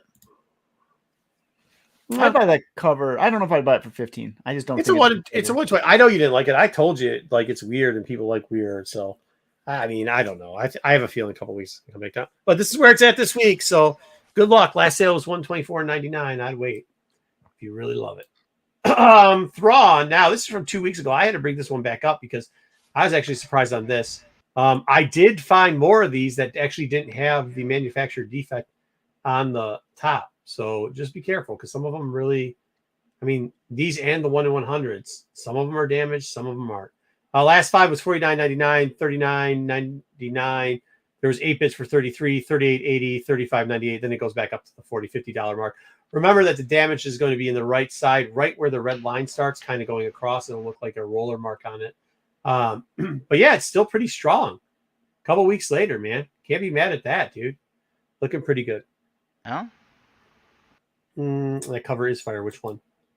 I can't remember which cover is. All right, next up, we're going to talk about it. So here we go. And let's bring up the 1 in 100s. I only have it on one thing because I just had all the slides there. But for so many people that don't know, ever since they've always done it, but ever since the stopping of, like, how can we say this? Marvel just used to take people's word about damage. So all their incentives, when people would say they were damaged, especially people who did store exclusives, they would just send them out new incentives. There's always been at the distributor level overflow. There just always has. But at one point, excluding the pandemic, a lot of people decided to play a game where they would know how much Marvel would automatically send you without any proof and get them out. That has stopped. Not recently, but it has stopped. And every 6 months, Marvel decides to sell its overstock. But not Marvel, sorry, the distributor, Diamond. Yeah. Decides to sell their overstock. So they just had one of these overstocks. So I decided to look at some of the books that used to be extremely hot that you might be seeing on the market and wondering why they're starting to go for a lower price. And why they are is because these books have been clearance. And when you see the one in the 100s, that means all the correlating books with it also were clearance. So here we go. This is the time of year. And then after we do this, we're going to look at 6 months down the road when they have the next sales, books you might want to key in on if you don't have them yet. All right, Star Wars Return. Too, right? You could buy these from You could buy these from Penguin for pretty cheap. Yeah, and it distributes for cheap, very cheap, under the ratio, pennies on the dollar for the ratio. Yes. Okay. So especially if you see these start going up for auction, don't get the fucking auction bug. Know that like another one's going to come up soon, and just go for it. So this was a perfect example because the one before this had sold, I think, for $90. This is the Brown Palace one in 100. At its height, this book was selling for like $117, I believe, was kind of where it got $120 around that time. It was steadily selling for $100, over $100 for a couple of weeks, mind you, not just like the week of reveal. 2 to 3 weeks later, it was still there. The last sale for this was $55 raw. I'd assume you can get this book for cheaper at this point if this is one that you missed in your collection. One of the other ones that's still selling strong is this, which is the Stormtrooper one. The Stormtrooper is $115. There's people who missed out on these virgins, John. Had the 115. The high on this, I think, was in the 160s, right? This regularly still sells for 120, 115. Was it 135? No, Was it 135? I think it was higher. I think we saw $200 sale on this one. Yeah, but I think like a couple of the higher ones was were like outlier sale. I think outlier. If you look at an average, it was probably about 130, 140. 130, 140. It's still, though, the last sale, which was recent within the last 15 days, was 115 for this book. This is one of the ones. This is Star Wars Return of the Jedi Empire 1. I know for a fact these are going to be hitting the market soon if you haven't seen them pop up already. And most times they will go to auction for it. So I think we're going to see a lowering in this price. So if you missed out on your Stormtrooper builder, I also say you might be tempted to be like, oh man, I could flip one of these things if they're cheaper. I would be skeptical that you'll be able to flip them for a while because I think there will be quite a few that potentially come to market at a cheaper price. Yeah, and I mean it's kind of the market thing. There's no demand there for it. Well, there is for this one because this one just increases the supply increases and it's not going to increase. Well, the thing with this one is it just sold for 115. Like it's been selling at that $100 range, and that's just barely ratio. Which is good for Star Wars. Which is good for a 1 in 100. Which is good for any. Yeah, what I'm saying is, which is good for any. But Wayseekers saying that the price is going to go down on this book because they're going to flood the market. So don't think you're buying it for $50 and you're going to be able to flip it for 100. That's what he's trying to tell you. I'm trying to tell you shouldn't buy it at all. Well, I mean, if you want it, buy it at 50. I mean, like buy 25. Like, you can get a deal on it. Some people like to collect books, JJ. Yeah. Wait, Dom, you say that till you see the next 6 months and what's going to be available. And then all of a sudden you're going to start shitting your pants and saying, oh, buy them all. Next up is this book. I know this was really hot at one point. I mean, $75 to $80. It has gone back to and it has been averaging about $30 lately when they actually pop up, and they don't pop up a lot. The Yoda number 6, 1 in 25. We will be seeing more of these hit the market. And I expect this book to be sub ratio, right? Like this is going to be under 125. So if you waited and you didn't get FOMO, now's the opportunity to probably jump at it before they do disappear. Also, this book, why was this book? Was this because of this is Admiral Vice? Admiral Vice turned out not to be great. I like her. Star Wars High Republic, The Blade number 2, 125. This book was $75 at one point. It's gotten down to $32.25 as it's low at this point. But it was still 125. It's still selling over ratio at this point. I have a feeling that we're going to see it go finally under ratio. So if you've been waiting for this book to be at ratio or under, now is definitely the time to buy it. I did not put rare 1 in 25. I just took that off of a listing clip. I wonder though, this one is one of those first appearance enough lists that I don't know how much lower than ratio it's going to get. Like I don't think we're going to see this one at like 15. There's a 1 in 100 though, right? No, this was the height. No. Yeah, no, this book got up to almost $100. Yep. Yeah. That's what I was saying, JJ. Like, so if you missed out on that and you because we were telling them not to buy at that time, and if they want to complete the collections, like these are the perfect times to complete the collections. So start looking for these over the next month. This book, which has had I hate this book because I think it ruined the regular cover. I think it ruined this book. But the last couple raws on the sales were $36 and $49.99. They haven't sold in a while. but do know that these are also making their way to market for under ratio. Like people are paying well under ratio. Like, what can I say? Retailers have bought these for well under ratio. So don't be surprised if you see a couple more of these popping up. And if they have an OBO, make an offer for half. Just make an offer for half and see what happens if you're comfortable with that price. If I find it for cheaper, I'll pick it up. I would It like doesn't. this one. Tell you the truth, I don't think this is a horrible cover. But It's not what it. No, they Not the came. problem. So that's not the problem. The problem with this book is this is the second print 125. Would you like to know what the first print 1 in 25 was? A color No, it was version. 1 of in this. 50. It was Or 1 in 1 in 50. 50.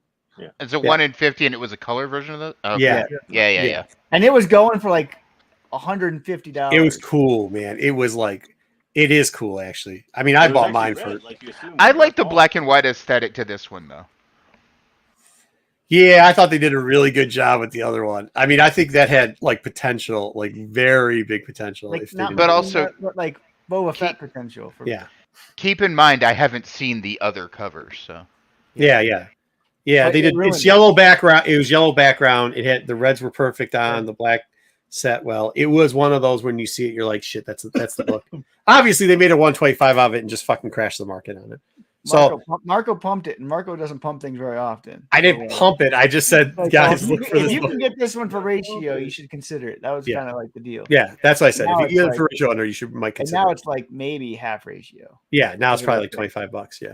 Well, I mean, that came out too because this was the second print. That one already came out and was dumped in a flood. And so, but the reason why we did that to show you that those were coming up, and I know JJ said don't buy any of them, even though you could get them cheaper, is because we wanted to show you what the next pack would be. Because to be honest, when the sale comes up, people hit me up with huge lists and go comb through because it's not just Star Wars, it's the entire like Marvel stock. Like comb through these really quickly and tell me which ones you think maybe I should buy. And it's like, okay.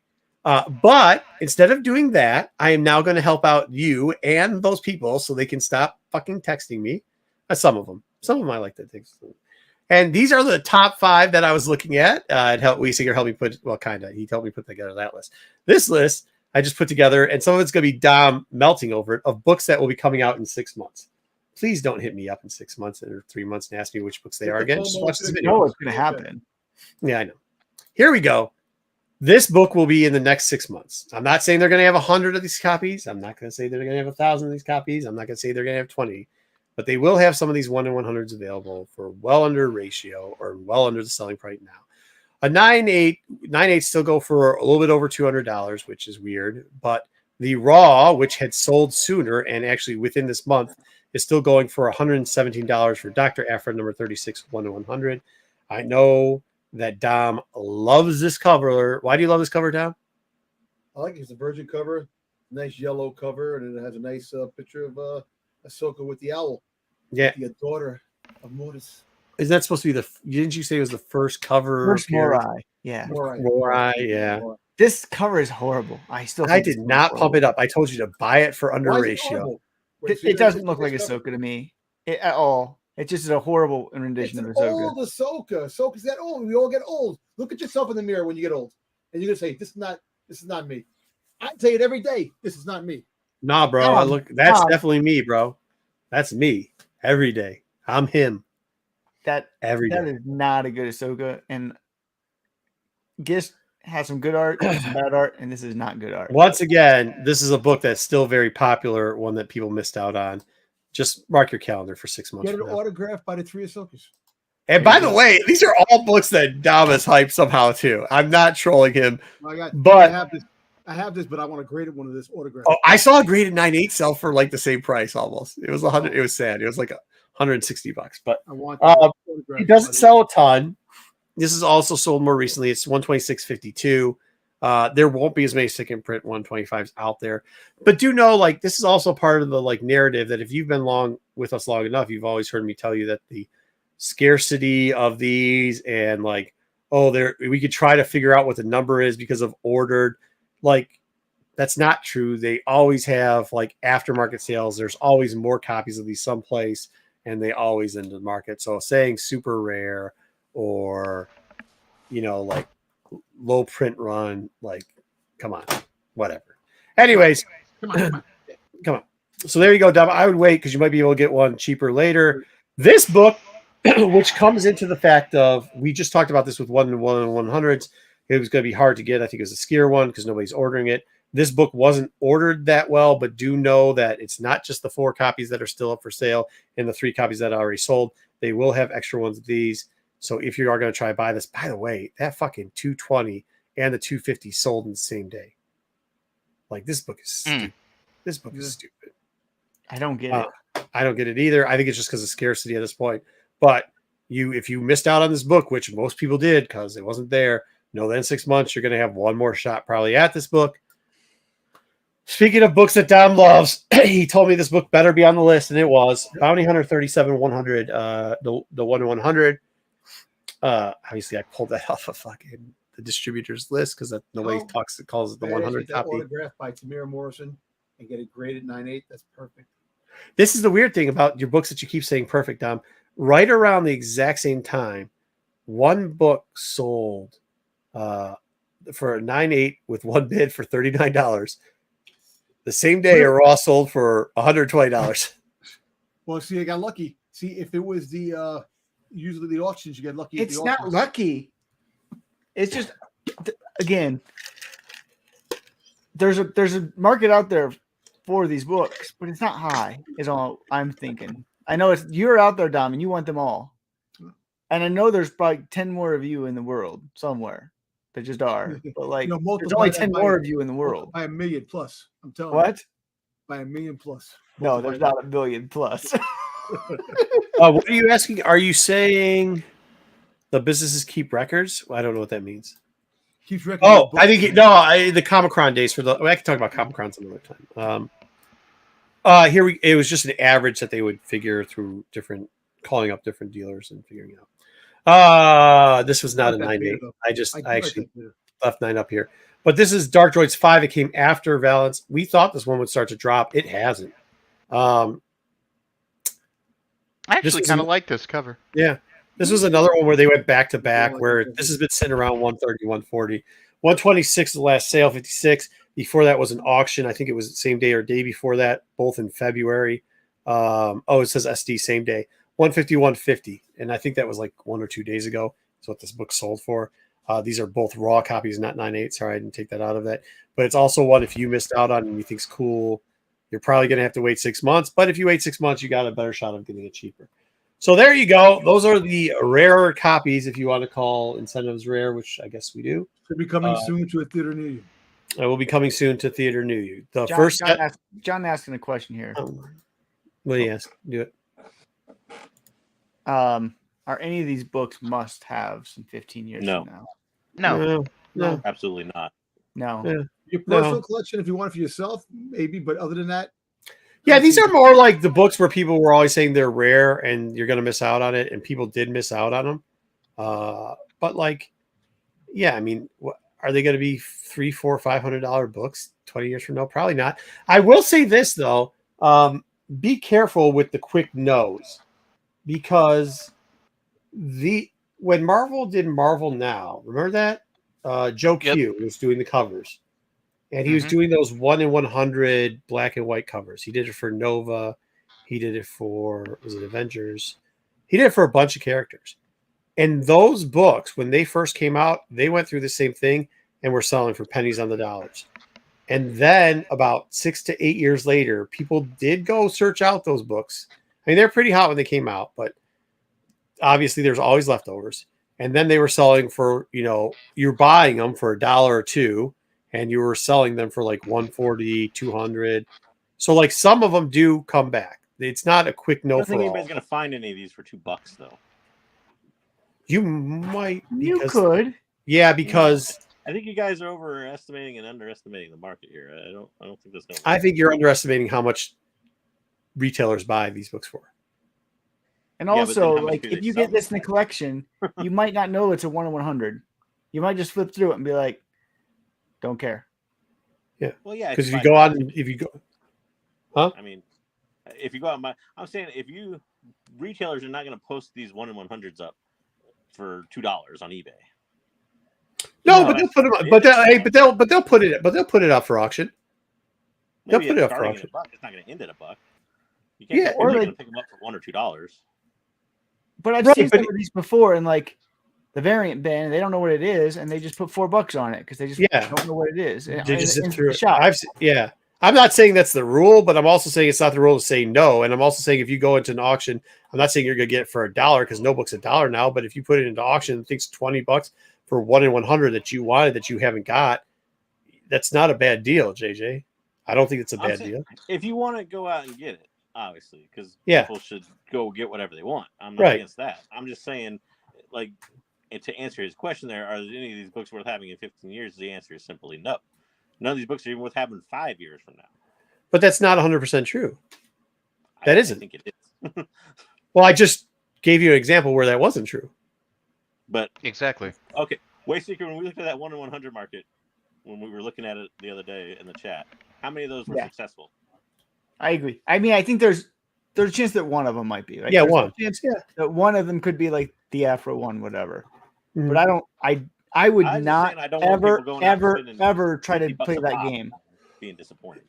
Yeah, no. Like, no, if you're doing it for, what I'm saying is if you're doing it for this, like, do you know how many of those books came out to, I think, sorry, did I not explain? There was a bunch of those 1 in 100s, only like 4 or 5 of them pop. Like, you'd have to, like, the rarity of it coming up is hard. I agree with that.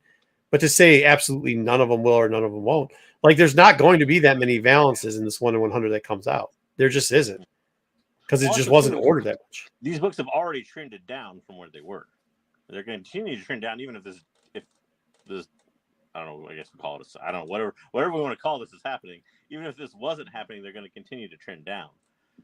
These 1 in 100s are. That's just the way the 1 in 100 market is. Yeah, I mean, I'm just saying, but there's that one out of 1,000 that then go back up. Hold on. When we go back to this first series too, by the way, just to prove kind of what you're saying, but also what we're saying with this Brown book, mind you, it was not this was not 1 or 2 1 in 100s or higher ratio or rare variants that came out. This was a list of over 150 just in Star Wars ratio books that came out. So there's one that's selling for above ratio out of that list. One, to put it into context. Okay, you see what I'm saying? That's not even, a lot of retailers sold it for more than that when it came out. I agree with that. I'm not saying that's not a correct statement. But I'm saying where you're like, well, it won't be in 6 months or a year. Well, this one is a year, and it out of 150 books, it shows that yes, don't buy every 150 for 50 unless you really want the book. I think we said that. Like, if you've missed out on these, cool. But 1 out of every 150, I don't know, dude. I'm not buying 150 of these to try to see if one of them is going to make it. But if you love one of them and you got faith in it, you can get it cheap. Is all I say. Yeah, and I would say that the chances of you finding the one that's going to be worth something 15 years from now is almost nothing. Just scratch save your lottery money, tickets at that point. Just save your money, and 15 years from now, buy it. Throw on headshot. You're talking about the Matina. Yeah. I mean that's but once again, JJ's right in a point that, I mean, he's right and wrong. It's not none of them, but it's there's always one random one that comes out. Well, but as Wayseeker was saying, if you try to pick that one, go ahead, but know that you're gambling. Know that you're gambling at that point. Also, to be clear, not every single 1 in 100 is hitting this list, right? No, that's what I was saying. Like, there's over 150 that I combed through. Yeah. Those were remember, these are the top out of the 150 that I combed saying, through, like, right? on this deal sale, whatever we want to call it, there's not every single 1 in 100. Yeah, right? Yeah, they are. Are they? Yeah, they did. It's crazy. Yeah, they all did. That's what I'm saying. Like, I'm trying to also combat the narrative without giving away all the sauce that, like, when people say, oh, these are all done and you never see them again and super rare, and well, there's always some more. Like, just wait till the sale goes on. But what JJ was talking about, and that's something maybe in the future we'll look at. Me and JJ were just having a conversation this week about the 1 in 100s that are worth anything, 5 years later. Yeah, sure. And the amount of 1 in 100s that are worth anything 5 years later, you can count on one hand. Bro, you saw that of that list of 150 books, not all of them had a 1 in 100 and all 150, I'll tell you that. But out of that 150 books, a list that just came out, there was one that was selling. That's a year ago. One out of the books that came out a year ago is still selling for a ratio. Yeah, What? well, we were talking like $20 is like. I don't consider even selling for ratio doing that well. Yeah. To be honest, because a lot of people when the work first came out lost money in that. They paid more than ratio nowadays. Right. Yeah, So, agreed. Like when we were going through our list, like the Afra is the exception. The Afra 1 in 100. That's an exception. And maybe the Brooks 1 in 100 is an exception for the Vader one. With the Well, the Matina 1 in 50 is an exception too for that for 1 in 50. We're just going through the 1 in 100s list. Yeah. And other than that, JJ, we didn't really have anything else that was. Oh no, the Sprouse was 1 in 100 too, right? yeah. Once again, this is more of are actually rare, but yeah. Once again, this is more of a if you want to take a gamble on something, or if you're really the main point is if you're a collector and somebody was telling you all these are super rare and you're never going to come across it, because our narrative has been don't get FOMO. I mean, for 2 years we just said don't get fucking FOMO. Well, guess what? Like if you didn't get FOMO, know these things are coming up, and now's the time. I'll put it this way: what I mean? if you were like collecting all the Dark Droid 1 in 100s. Go for it. If you missed one, I guess.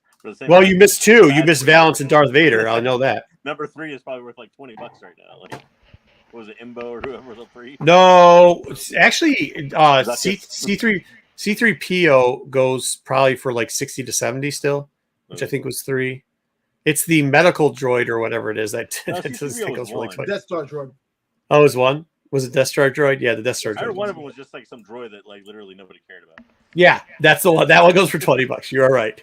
Yeah. You're right. But you're not going to take a gamble on that one. I mean, like, no, that was one you should have waited to buy. Always. Yeah, you should have waited to buy off the bat. Once again, I mean, like, it just is the point of like, don't like the narrative for years had been like, oh, if you miss this out on this, like, you're never going to see it. Like, that's not true. I mean, it's rare, but it ain't that. Like, there's nothing that rare anymore. It's kind of weird to me the way the variant market has just changed over. At least incentive variants have changed over the years.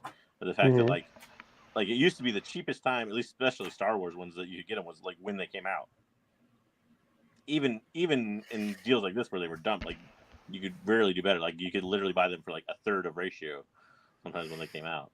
That's like, I don't like the Matina. That's where that like I think when that came out, there were probably people paying like $20 for that Matina, 150. No, it was less than it's $15 and $20. Yeah. Yeah, but that's what I'm saying. Like nowadays, like I mean, unless you have certain connections, but like from an actual retailer, like even an online retailer, whenever you're paying at least ratio almost. Well, yeah, but that's a newer phenomenon around like 2018. I mean, I know it's 5 that's or 6 years. That's what I'm saying. Like it's weird compared to like 6 years ago. Yeah, it's kind of flip flopped. No, I think you start to see that trend about 6 years ago. Is what I'm saying. Previous to that, like, yeah, because previous to that, you would have like these would like you had like the Dark Horse pallet sales, you had the Marvel blowouts, you had all those things. IDW had a blowout. You had a bunch of shit like the Marvel Now area. A lot of that shit was just done that. The fucking Five Below packs with Ultimate Fallout, like, all that type of shit was going on. That shit really isn't over the last, like, what is it, 2024 now? So over the last 4 years, maybe 3, you've seen that significantly decrease. And then, like, let's be honest, around 2001, when all the exclusives came out, people caught on to you could just send back in, you could say stuff was damaged. You didn't have to send anything back. Like, that's where that game gets crazy, right? Like, oh, we're doing exclusive. Yeah. Oh, okay, cool. But then how are they making their monies? What they were doing was saying that the stuff that Marvel shipped them was damaged, and they knew what the amount that they claimed for damage was, and they would just get it. They would just ship it out. So then there wasn't a lot of overstock for the distributor to sell at the end, and there wasn't, I'm not saying, I hate to say it because it sounds like every fucking dealer was doing that, and they weren't, to be clear. They weren't. But there was a few that were doing it, and they were, and they took advantage of that situation. So yeah, dude, like that was also, but now, as you can see, even those like exclusive books, you're seeing a reduction in the amount that people are putting out. You're seeing those go on super sale. They're trying to now sell out the variants faster because they're not getting, now you have to prove damage, which is sentence. So you have to send it back. So like, you think this practice ends, kind of these dumps or whatever you want to call it? No, I didn't do it, probably. Do you think that ends if Marvel gets cut out of Diamond altogether? Well, what do you think Penguin's going to do? Burn the books? I have no idea. They haven't done it yet, have they? No, they haven't done it yet. You're right. They've actually pulled the stuff. I think what they do. You want to know what I think? This is here we go. Reckless speculation. What I think happens is Penguin takes its overflow, sells it to Diamond every year, and then every 6 months after that, Diamond decides to sell it out as bulk sales. Could be. I think that's what happens. So I saw different. And hold on, Bri, and just to break Marco character for a while, I didn't do it because I had money before I started selling books. I don't need to do it. So Marvel's bringing back, it seems like, subscriptions to where you can buy your physical comics as a run, and they'll send them to you directly. Yeah, they did that back in the day, but like the red, white, and black, you can buy them all red, white, and black, all for $17 free shipping. That's what they put online. Oh, that's nice. So how is that going to affect like them not even going through a distributor? They're just going to do it themselves. It's not going to last that long. No. Yeah, I have a feeling that'll. Hey, Wayseeker, you know, hold on, you and JJ know this. You guys have to ship shit out. How long do you think they're going to be doing that shit? The minute people start sending claims and disappearing packages and everything else, like that's not a position. They're already hell to pay for these last couple books where because you can say what you want, but they took losses on all those fucked up printing books that they had recently across the board, not just in Star Wars, but they. What was the company that called them subscription variants? You didn't actually have to subscribe to it. You could still get it in the shop. Was it IDW or was it somebody else? Yeah, IDW did it for a while. Yeah. Titan does it too sometimes. They used to. But yeah, and those things never show up well in your mail anyways. Like if you want clean books, don't subscribe to the book to be seen. No, yeah, they are always what the fuck was it? Was it Image or ID? One of those guys, one of those independents used to mail shit, and it was like media mail, bro. If it was IDW, they used to send them as subscription variants. And I think they, like you said, they got tired of probably the practice and then people complaining and everything. Yeah. So they started, you could say you could subscribe to it through your shop. Yeah. Well, they also said at one point, like, you can't send it back. They cut off sending them fucking back. Yeah. That became a problem. Well, because, I mean, it blew up. Everybody's going to complain. Like, people thought they were, no, because, I mean, and rightfully so. Somebody got on not rightfully so, but somebody got on the internet. It's like, you know what's cranking my crank this week?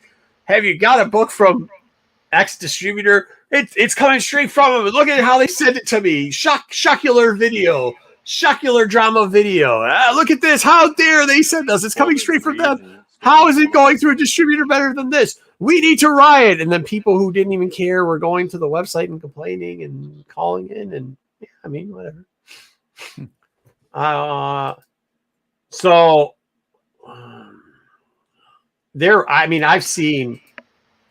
probably go out and buy another one because I saw one just the other day. I just didn't need one, so I didn't buy one, but it was in immaculate condition. And there's a lot of them out there. So I think, and I've seen different degrees. We're talking about the Thrawn 1 in 25. I've seen different degrees of damaging on this. So I think by the price going down from like double ratio, because of the steadiness of what that book is selling, like how many are currently selling, that you're seeing the price go down. It's still more coming out that people are either okay or you're getting a bunch of the books that aren't damaged out there. I also expect the census on that to be pretty high right off the start. I think there's going to be enough people who think that book's going to be good enough that they're just going to grade it. And you better call CGC first and see if that motherfucker has a defined printing error on it. Because if you don't, I wouldn't send it in until it does. I think census numbers will be higher than normal. So the 1 in 100 means they ordered 100 comics for each book.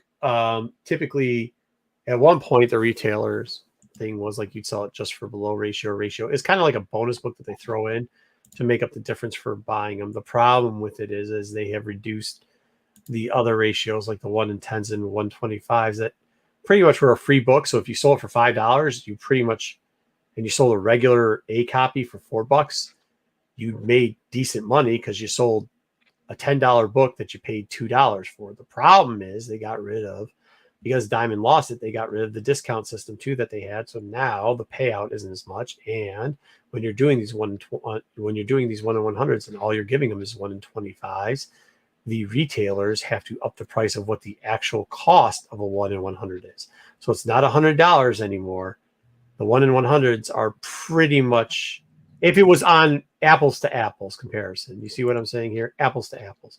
What would cost them roughly around $100 before is now going to cost them in about the $167 range, $167 for the Yeah, same. Lopez signing in chat. Hmm? Lopez, welcome Oh. back after a year. I thought he completely gave up on Star Wars. He doesn't know much about it, so I figured he gave up. Acolyte's coming around the corner, so I guess he's waiting to play gifts. So it's good to see you. Good to see you too. So yeah, I mean that's it. That's where that 1 in 100 pricing for 1 in 100s got. But as JJ said back in if you were talking about back in 2017, 2018, most of the retailers would sell those for $75 just because it was a free $75. Because you had a 50 that you'd sell for $50, 25, 225s you'd sell for $25s. Sell those for like $12.50, $16. You'd sell the 50s for $30, and all of a sudden you made the cost of all the books you ordered. So everything else was gravy. That's not the case anymore, unfortunately. So that's why a lot of, at least especially online retailers, sell them for basically what they're charged for. So $150 or whatever. $150. Thank you for that explanation, by the way, on how those things work. I didn't know how the 1 in 25s, 1 in 50s, and all that worked. Oh yeah, sure. Aside from you had to order a certain amount, but I didn't think about the special covers that would make the stores a profit or whatever. Anyway. Yeah. That's where when we say there's going to be it's a hard road coming out. There's going to be a hard road coming out. So we'll see what happens. I don't know. I'm not happy about. I mean, I know people are like, yeah, blah blah blah, the prices, but that's why you hear me defend. I've gotten a lot of heat for defending some of that stuff at the retailer level, but do understand retailers are having it tough right now. It's a tough time to be a retailer. So I mean, as mainly a buyer, it's no fun, but at the same time, yeah, like Marco said, you gotta look at the other side of the coin. As nobody wants to take a $100 bath every time they order a comic or whatever. So. No, not at all. Mm-hmm. All right, let's get on to it. So our next, are we reviewing the book, and then we're going to get into the showdown. JJ came up with a new thing where it's going to be an Old Republic character showdown versus a High Republic character showdown. But before we do that, we have no, it's not Kyle, that's Thade. What the fuck are you talking about? Thade, smack that Darth Lopez. Boo that man. Boo that man. I am not Kyle. Bad curtains in the background. I don't think so. Yeah. This is not Kyle. Move this man. I'm handsome. I'm ruggedly handsome. Move this man. Gotta boo him. He thinks he's ruggedly handsome. He's calling you Kyle. Get out of here. I am not Kyle. I am not Kyle. wrong end of the show. Here we go. So let's get into Wayseekers fucking book report, because God, that's all I fucking need. We got like 5 hours. I think I would enjoy these better if they weren't done like a grade school book report. If we got like 5 hours, right? You can do one yourself, It literally, the book literally took me, I think, maybe all 2 hours. You can do your own review, right? It was the book is this big with print very big on it and 300, for some reason, 325 pages, which it didn't need to be. I have a feeling, not the review, but the discussion is going to be very long in this. I don't think it'll be that long. It's not going to be long at all, because I'm going to keep my mouth shut this whole time, because I didn't buy this. I didn't read it. So that's all right. You're not missing Tom much. didn't read it or buy it, but he won't keep his mouth shut. So strangely, for those of you he's muted. For Star Wars, you wouldn't have been able to get. You're muted, dumb. I'm gonna mute. Goodbye. Where'd he go? Dom went away. Yeah. So, JJ, that is interesting. This was not an audiobook, and I don't understand why it wasn't an audiobook. It seemed like out in March, so it's not that. I think a lot of it had to do with the strikes. From what I understand, audiobooks are behind. Okay. Because a lot of people who they usually get for voice actors are also actors, and some of them couldn't do it. Yeah, God, that does look like a Pudgy Pete. It looks like Pete when he's a kid. Audiobooks, and this is going forward. Yeah. A lot of audiobooks are running 2 months behind, and I think a lot of it just has to do with backlog because of the strikes. Yeah, I think you're right. It's because voice actors and everything. Yep. All right, fair. That makes sense. All right, so I want to do something a little different before we get Oh, started. no, this is exactly what you. Oh no, fan art. Okay, I I was wanted going to say this is what you always to do. go over some fan art. There's a ton of fan art, and I saw this. Like, there was more fan art for this book before the book released than I think there's been in Star Wars books. And I just thought some of it was good, some of it not so good. I wanted to highlight some of the fan art about this book before we actually get into it. So our friend of the show came on here a couple weeks ago, Sherry L, did some fan art here of Is that what she go? What does she go by? Is it Sherry L or is it Ella? Or Ella. Oh, okay. Yeah, whichever we want. She's good, man. Look at this shit. That's a good, and that's Drigget and Gabby on there for these two going after the, as we see, like they were friends who become frenemies in the book, and so that art I think is really good. Megan Huang did some covers for the first High Republic Adventures run. Was actually at Detroit Comic Con for the one that you were just at. Okay. For Comic Book Alley, reviewed some of her stuff. She did this one as a thank you to Alyssa and Daniel with them with lightsabers in there, and so I like. They're just artists that just draw pictures for their friends. That's what John's asking for. Yeah, it's just fan art. Though they just draw fan pictures art. for them. Nothing. I want to show a few others here. I like Ella's stuff better too. I think it's more of our style. I wanted to Skywalker Thrawn. Yeah, Skywalker Thrawn did a good one. These are just I put their X handles in case you want to follow them. And if you have other fan art for future things that you want us to show, I think I'd love to show it. It's just a good way of showing what people in the community are doing that like Star Wars. If you like this art. And so you got Kildo there on the right, or the left. You got Tep there in the middle of the art, but I think Skywalker Thrawn's Kep is awesome. That's I do too. I think they did a good job with that character. Cool one. And then you get this book. You get a baby Nameless. It kind of revolves around Div having a baby Nameless. Like that looks nothing like the book describes. That absolutely. Whatever that person wants to say, I'm just gonna say no. Absolutely not. No, and more no. And I'm not commenting on their skills of drawing. I'm just saying you got it wrong. You got it wrong. That is not at all. What you want a puppy baby? Like the Tep, like the little female character that like talks to like big scary animal. We've seen this type of character before. That's exactly what I expect it to look like. That Tep is that. Yes. No. Like what the fuck? No. Sorry. We want a little baby Nameless. It's our pet. Yeah. And I'm not. That's like no. I mean, that's like. I mean, I'm not trying to knock the art of it. I'm just saying like the vision isn't proper on that one. It's like the people who keep lions as pets, and then John's all in. He's like, oh. Oh, I just thought this would be a fun way to introduce this book. I got a few more. This is the last slide of the fan art. I do too. It looked really good. Yeah. Oh, that's good. Yeah, I like that. These are actually both are pretty good. The one on the left goes by Levy. Does some really cool art for Star Wars fan art, and then the other one you can see all the characters just in an imagined scene. And I thought these were pretty good. So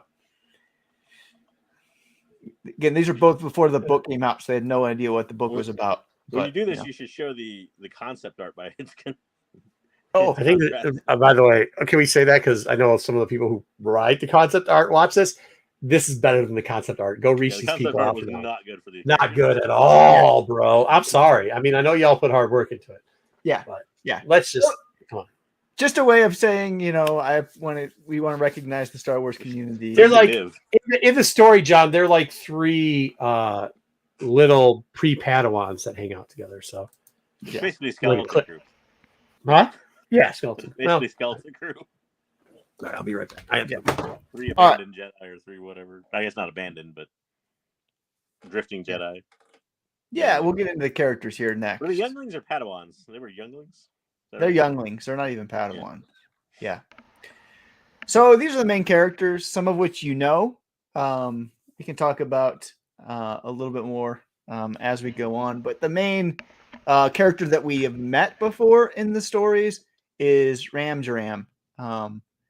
And again, Ramjam's been in quite a bit. His gift is he's able to just speak with machinery and use the Force to make things, which actually, in the grand scheme of Force powers, is better than some of the other ones we've seen in the High Republic. And so, the Jedi Magneto. yeah, yep.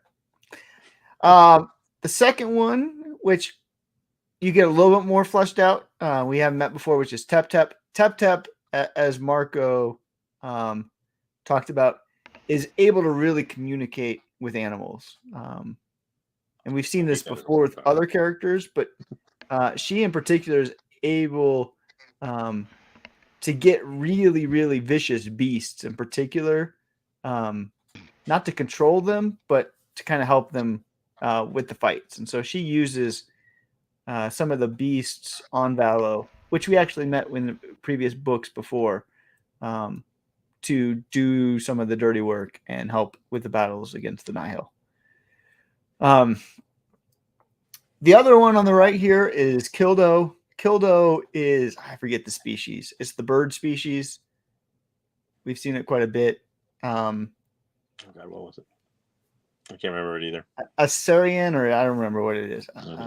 Something like that. Starts with an A. Kildo is kind of like the goofball, doesn't like to take things seriously. Every group of kids has a goofball that really likes not only to push the boundaries, but to get other people to push the boundaries with them.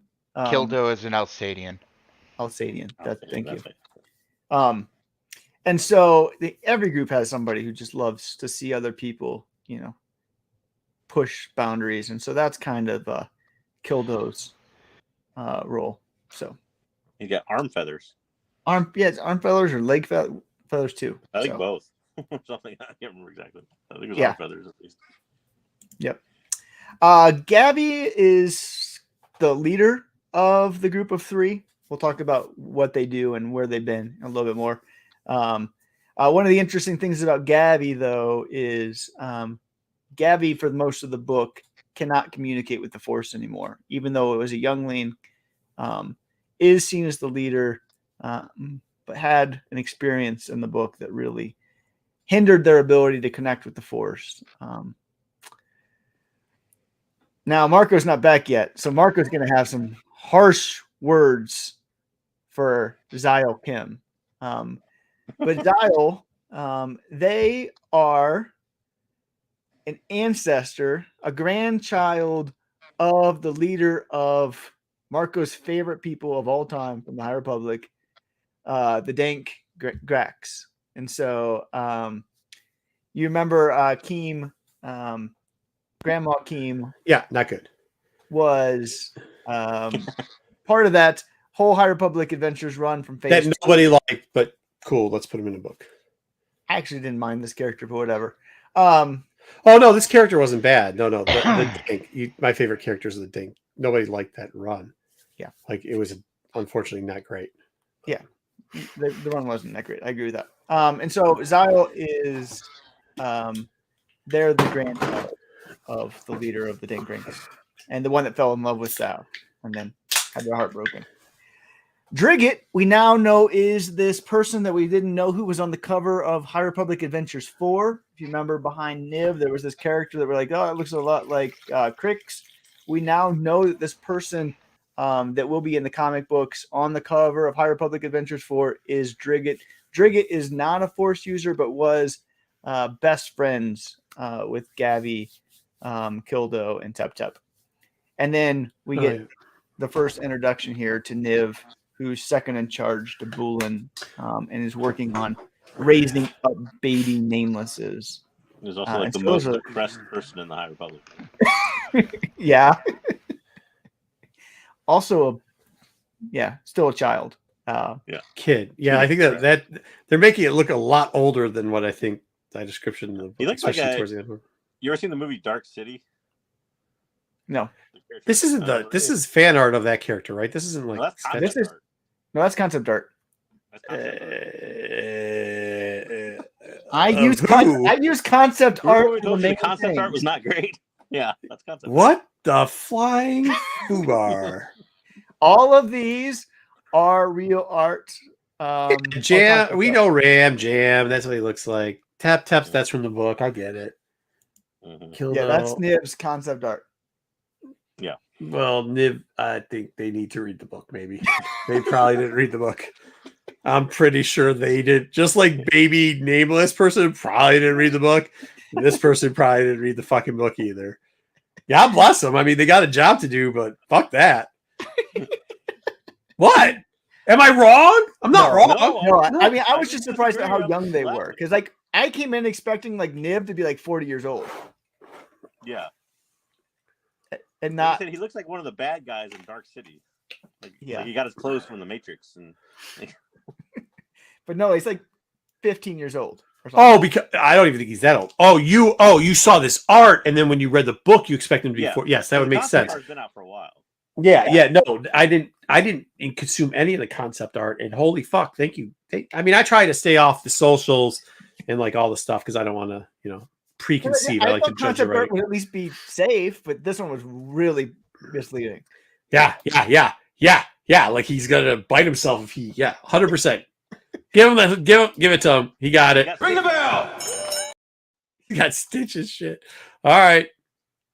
Yeah, the code is shaved. Repair Tech told you what's up, bud. You got that. That bell's for you too.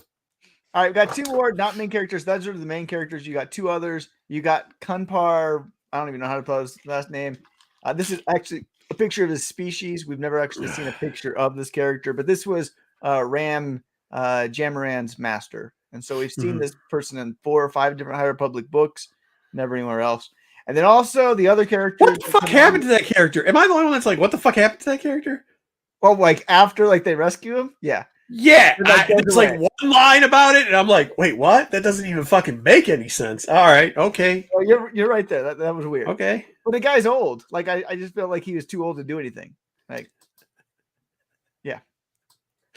Brian, thank you, sir. I think that's a compliment. And then the other characters that we see not too heavily. I know Marco's going to say that they were in it more than they should have been, but they really only were in like 10 pages of the book was the thing. Stupid. Rex. 10. No, they were in 15 pages, and that was 14 3/4 too much. I didn't mind Mom, but Mom wasn't even part of the It was just dumb. It was just like there's 2 parts in this that were just feeder stuff that it was like whatever. And I'm like, so you're trying to just throw the dank granks in there because you wrote a comic book that had them in there, and you're trying to give them significance after everybody just doesn't like the characters. I get it; they're your babies. You created them, but like pointless. It could have been worse. It wasn't. It could good, have but been it could have been worse. It could have been. All right. I didn't really go through like anything else, but the location. Did you hold on real quickly? Did you think that because isn't there an Umbran in there too? Did you think that the Umbran was going to be the Salve Umbran was going to be the Umbran? Oh yeah, but in the dark ranks, or no, it's not because it's what's his name's species. Who's Lopez's love child that he loves so much that's never showing up? Plagueis, yeah. My bad. The book almost exclusively, other than a few pages, takes place on Valo. Considering it's called Escape from Valo. Yeah, and so Valo we've seen, in a number of other books. That was where the big fair was, the Republic Fair. Tatooine of the High Republic. You can't get away from it. Yep. And so nobody fucking escaped from there. Yeah, they did. At the very end. At the very end, everybody except for one person escaped. Well, they didn't really. Okay. But yeah, Marco's right. It wasn't much of an escape. They spent an awful long time there. Wasn't a lot of fucking escaping. It was a really dumb title for sure. Yeah. And then the other place that a lot of this within Valo takes place is the Lonissa City Zoo, which we've seen also a number of times in other things. Yeah, we've heard about. They've let us on. And this is like Ty Yorick and Elzar all went here with the animals, everything like this.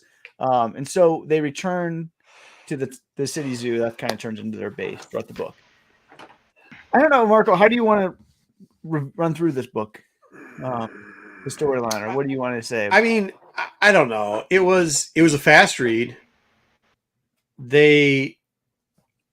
I'll be honest. Spoiler alert! I found out how the Jedi Order is going to die, and it's not by fucking Sith. They're just going to fall in love with each other, and then fucking poof, it's gone. So, I mean, that's it. I guess. I don't know. Like. They introduced a lot of stuff. It wasn't terrible. The action was pretty decent overall in it.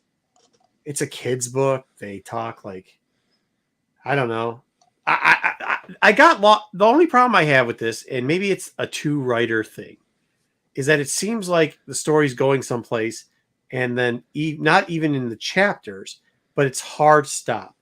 And I think probably getting rid of flashbacks and maybe just like that player stuff, I would have enjoyed the book better. Like, just, we don't need all the side stories and flashbacks. It doesn't have to be 350 pages. This would have been a superb book at 200, 235.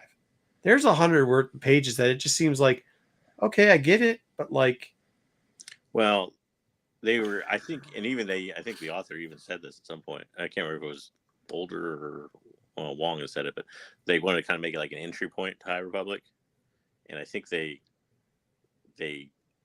think they did a decent job of that. But the problem is, if it's not your entry point to High Republic, like Marco said, I'm reading about 100 pages of flashback randomly and all that I really don't need in the book, and it made it long for a kid. Like, I mean, what is it, like almost 400 pages?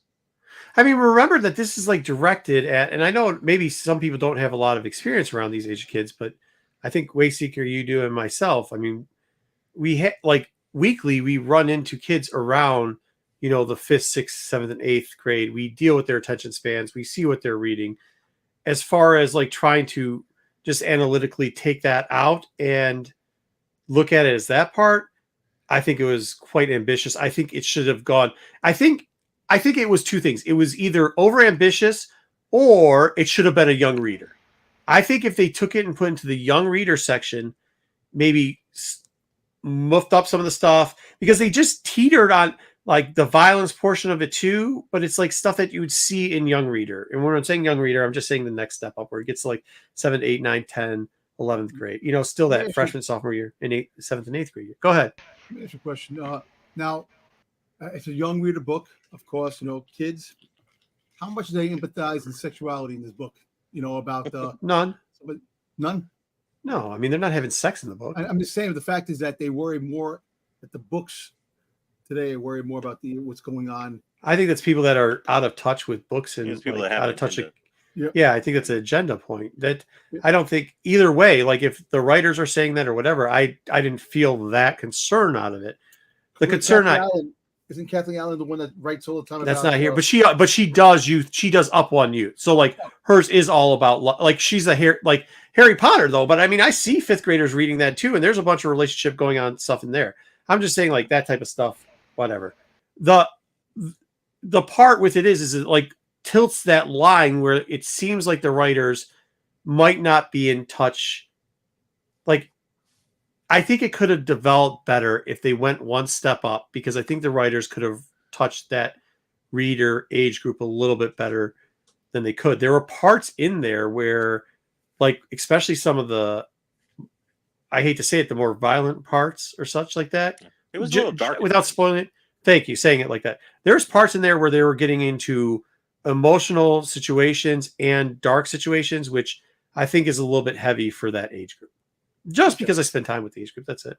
And for adults, it was quite boring, to be honest with you. Well, listen, I would push back a little bit. I think it was a decent middle. I think it was a decently well written for middle schoolers. A lot of it had to deal with questions like of identity. Like when we look at like the characters, like Gabby is a leader, but Gabby's going through a crisis of identity in this book because he encountered a nameless. He saw his masters and his friends die. Like everybody on Valo that was a Force user dies except for Gabby, Tep Tep, and Kildo. The nameless get them all. And so these 3 characters, they have to live on their own for a year.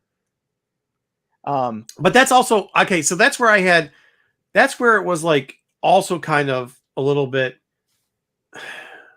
I wish it was more structured and like canon was. I think like there's a lot of liberties with stuff that already came out in canon. How the nameless acted in this book, there was like. We've seen this has been now. When did the whole High Republic start? Has it been 3 or 4 years? It's been 2021. It started 2021. So it's been 3 years. Yeah, 2.5 years, 3 years. How that has the Nameless have interacted before. This is a new thing, apparently. Like these kids, and I know you can't kill off kids. I mean, I guess I know you can't. That's what I'm saying. Like, I think if you moved it up a little bit more, you could. I think, be honest with you, one of these kids should have fucking died. That's all I'm saying. One of the kids should have fucking died. And they just can't do that in the middle school book. They just can't. Yeah. But they went right up to the, and then it takes away from it. And like, But I think Marcus, correct me if I'm wrong. Your point is it goes up to that line of like, you think they're gonna die, or the part of that story you're reading is so dark. I thought they were gonna. Yeah, in good writing too. Like it would only make sense because it also follow the path of what's already been written, right? And there's other things too. Like there's parts of the Force here that they are interjecting that like, wait, what? Like it makes it confusing. It really did. Like I had the Force. I don't have the Force. The thing can sense me, but it can't sense me. Then now because I don't have the Force, and like the whole relationship thing too. Gabby I just had like, the Force, but like every time Gabby connected with the Force, all he could see was the Nameless, and so he couldn't push through that barrier, right? Because, maybe. And so I know I should kill the children. I didn't say kill all the children. Just one. Give the belt. That wants every middle school. Marco just straight up said, "Murk those kids, man." Like I didn't ring the bell. Anakin. Only Anakin can kill children. No, okay, but here's about Gabby. One thing I liked about Gabby. This is the story where like he loses his ability to touch the Force, and it's only when he's honest with himself. Because Gabby, there is some relationship stuff in there, but it was not like it's. But that's where I think that they forced it, not the relationship stuff, but that's where they forced the Force and how the Force works into that to try to make it relative, which made no sense at all. And that's where I said, like, oh, I found out what kills Jedi. It ain't Sith, it's relationships. No, it's not relationship. It's not being honest about the relationship. Gabby wasn't able to be honest. So when Gabby had a crush on Kilda. Okay, right? Hold on. But this is what I'm saying, Wayseeker. We know that there was an implied relationship between Obi-Wan and what's her name, right?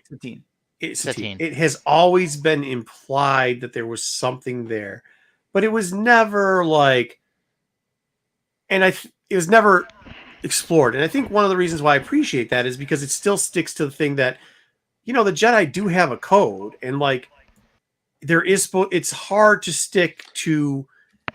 And it seems like this is just going to be like we could just have all these people fall in love, then they all lose because then they have to leave the Jedi Order, so they're still alive. We don't have to kill them off. They don't have to be in Jedi Order because every person here can fall in love with somebody. And that instead of killing not just kids, it sounds bad because we're talking about kids, but Jedi in general, Dom's been saying, let's kill some Jedi. I don't disagree with that.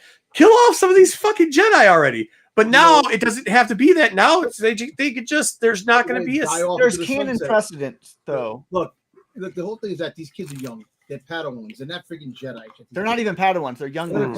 So apparently, with all this love and this and that, and falling in love and liking a girl or liking whatever you like, they're not in that phase where they get into that cult-like state where you have to follow the path. Exactly. So I would agree with that, except for that the discussion that they're having in the book is about that. They're saying they are in the cult about following. No. He said he was going to have to leave. Gabby said he was going to have to make a choice in this book. Yeah. He either was going to have his relationship with Kilda, or he's going to, and if do that, he'd have to leave the Jedi, or he was going to be a Jedi and then not have that relationship. That was part of the turmoil, which why he didn't come forward. And I think we've seen this in Brotherhood. We've seen this other places in the High Republic with these younglings. Where there are a little more freedom. Part of my problem, though, we've seen that. Let's be honest. I felt like it was replaying itself. Let's be honest with ourselves, though. And this has always been my issue with the Jedi Order as it stands.